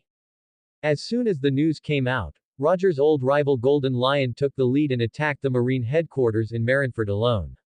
But he was eventually captured by Admiral Sengoku and Navy hero Garp. Two of the three legendary pirates were lost at once, and the Navy's power skyrocketed, becoming the most powerful at the time. New World, Helios. In a huge room in the Lingxiao Palace on the top of the mountain. This was the meeting hall he had specially built for meetings when he had the palace built. It was extremely large and could accommodate more than 500 people. At this time, Barrett and his group gathered in the meeting hall. Barrett sat at the top, Jin and Delia sat on his left and right, and the others sat at the bottom. At this moment, except for Jin, everyone else's face was filled with excitement, because they all knew that after this meeting, they would surface and be officially released. Barrett stood up, looked around, and felt a little excited. After so many years of dormancy, his power had taken shape. Jin comprehended Ryuo 2 months ago, and now his strength is even stronger than that of the Admiral. After so many years of hard training, Johnson's armament hockey has rapidly improved to the second stage limit, and his observation hockey talent has also reached the primary limit. Now with the ability of his fruit and physical skills, he can even compete with an elite lieutenant general. Delia is just the opposite. Her physical skills are average and her armament hockey has barely reached the second stage, but her observation hockey has reached the advanced level. Her fruit ability has been developed very well, and her overall strength can compete with an elite lieutenant admiral. Ares, Akina, and Hibbert are also good. They have all comprehended the dual-color domineering. Although they are only at the elementary level, they have developed the fruit well and their overall strength is comparable to that of ordinary vice-admirals of the Marine headquarters. Shimotsky Ryach is the most extraordinary and the most hardworking. Since he knew about the minefield, he rarely left the minefield and trained in it for a long time. Not only did he awaken the dual-color domineering, and cultivate the armament color to the second stage, he also passed through the minefield and realized his own thunder sword art, breaking through to the level of a swordsman. Moreover, his attacks were swift and explosive, and he could simulate thunder through swordsmanship in battle. His power was extraordinary, only weaker than that of a lieutenant general. In addition, it is worth mentioning that during his training, Ryach Shimotsky continued to learn new forging skills. He finally succeeded in forging the sword half a year ago, and successfully upgraded Jin's Zhui to the 21 skills of the Great Sword, which was even comparable to the 12 skills of the Great Sword in strength. Since the successful forging of the sword, Jin directly put Zhui into his collection and switched to using Zhui. Because, during the time he followed Roger and others, the double sword King Jin, after being influenced by Rayleigh and Roger, directly became a single sword King Jin. And Shimotsky Ryach's own sword was also forged successfully. Barrett saw it at that time. The long sword was forged very delicately. The sword was 3 feet and 9 inches long, silver white all over, and had fine carvings on the blade, which was extremely exquisite. It is as sharp and hard as Zhui. After the forging was successful, Shimotsky Ryach asked Barrett to give a name to the sword. Barrett followed his wish and named it Baishao based on Shimotsky Ryach's attack method.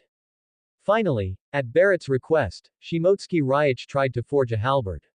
After 3 months and countless failures, Shimotsky Ryach finally forged a Fang Tian Huaji for Barrett.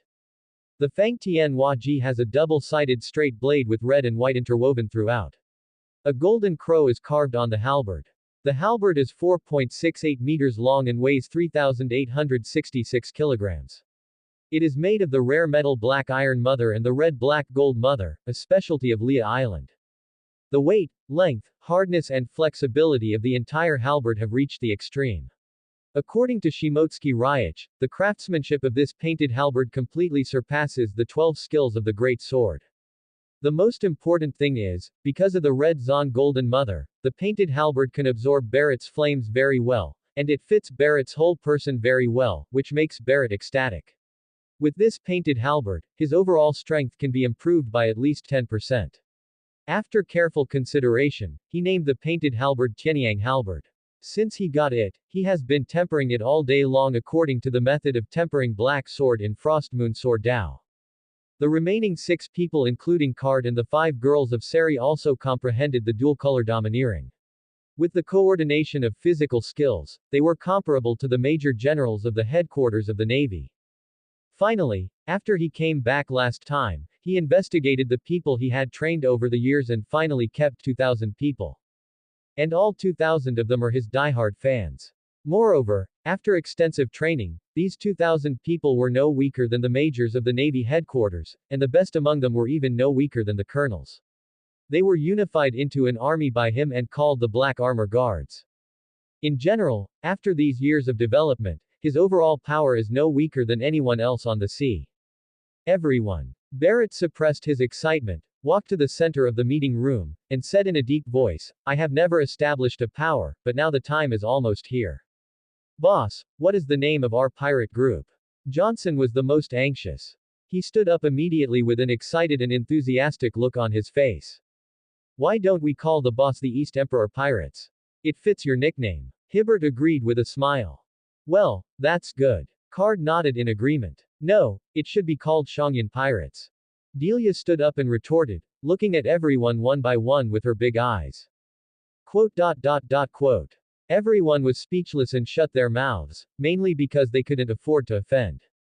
Ever since Barrett came back, after Jin's vigorous publicity, everyone knew about the relationship between Delia and Barrett, and they all had some awe of Delia. Barrett, look, everyone agrees. Seeing that no one spoke, Delia immediately shouted excitedly to Barrett. Everyone turned their eyes to Barrett, the meaning was clear, we can't afford to offend you, so you come. Quote. Barrett had a headache. Ever since he and Delia had established their relationship, Delia was not afraid of him at all, which made him feel powerless. Cough. Delia, please sit down first. Barrett coughed twice and pressed his hand towards Delia. Delia pouted in dissatisfaction and sat down reluctantly. Then, Barrett said with a serious face, I have already decided on the name of the power, and I will announce it in front of everyone at the Helios Center.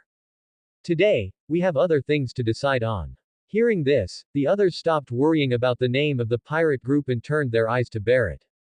Looking around, Barrett said loudly, in 1 month, my former captain, Pirate King Roger, will be executed. Jin and I need to go see him off and attend his funeral. So before I leave, I have something to tell you about. Barrett walked back to his seat and sat down, and continued, first, Delia, Johnson, Akina, Shimotsuki Ryich, Selena, and Yayoi, you all leave with us to Rogue Town. All right, boss Barrett. Those who were called out seemed extremely excited.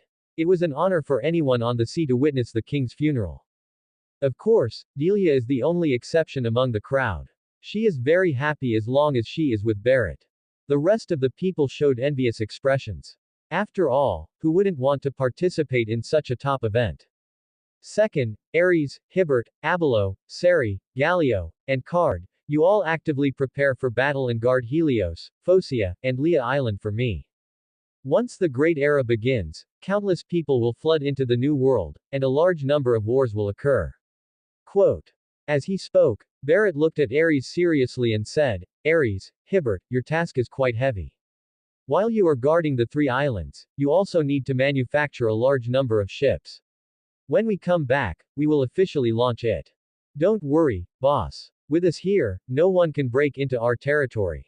Everyone in Ares patted their chests and made the promise. I believe you. Barrett smiled and patted Ares and others one by one. Then, he returned to his seat, glanced at Jin who was silent and bowed his head, and said loudly to everyone, go down and get ready first. We will set off in 2 hours. Yes, boss. Everyone said in unison. Afterwards, Ares and the others all left the meeting room, leaving only Delia, Jin and Barrett in the huge room. Seeing that Delia was still there, Barrett frowned and said in a deep voice, Delia, go out and help prepare first. Delia glanced at the silent Jin and nodded obediently. Jin, take it easy. This is the captain's choice. After Delia left, Barrett walked over to Jin and patted him on the shoulder. Boss, I'm fine. I just feel a little sad. Jin raised his head and smiled bitterly. The captain has his own choice, which is also his own will. We should not sigh here, but witness his most glorious moment. Barrett patted Jin, then turned and walked out of the hall. However, Jin didn't notice that when Barrett turned around, there was also a layer of sadness on his face, and his hand kept stroking a hard object on his chest. The boss is right. This is the most glorious moment in the captain's life. After a moment's silence, the gloom on Jin's face disappeared. He stood up and walked out of the meeting room. Sunset. A medium-sized ship sailed out from the entrance of the cave. Captain, did you still make the original choice? Barrett stood at the bow, facing the sunset, looking into the distance, touching the hard object in his arms. It was a white Den Mushi, a pair with the one he gave to Roger, but it had never rung again until the news of Roger's arrest came out. Should I obey your wishes or take the initiative to deal with it? Barrett was very conflicted, not knowing whether he should change everything. He didn't know what Roger was thinking, or whether this was Roger's plan before. If so, then once he takes action, it will disrupt Roger's plan. If not, after Roger executed him, he would not be sure to take the person away intact. For a moment, I didn't know what to do. Thank you for watching. Continue exploring the fascinating world of Chinese novels with us. Hit that subscribe button on Chinese Novel Audiobook to stay updated with our latest stories, and never miss out on a great listen.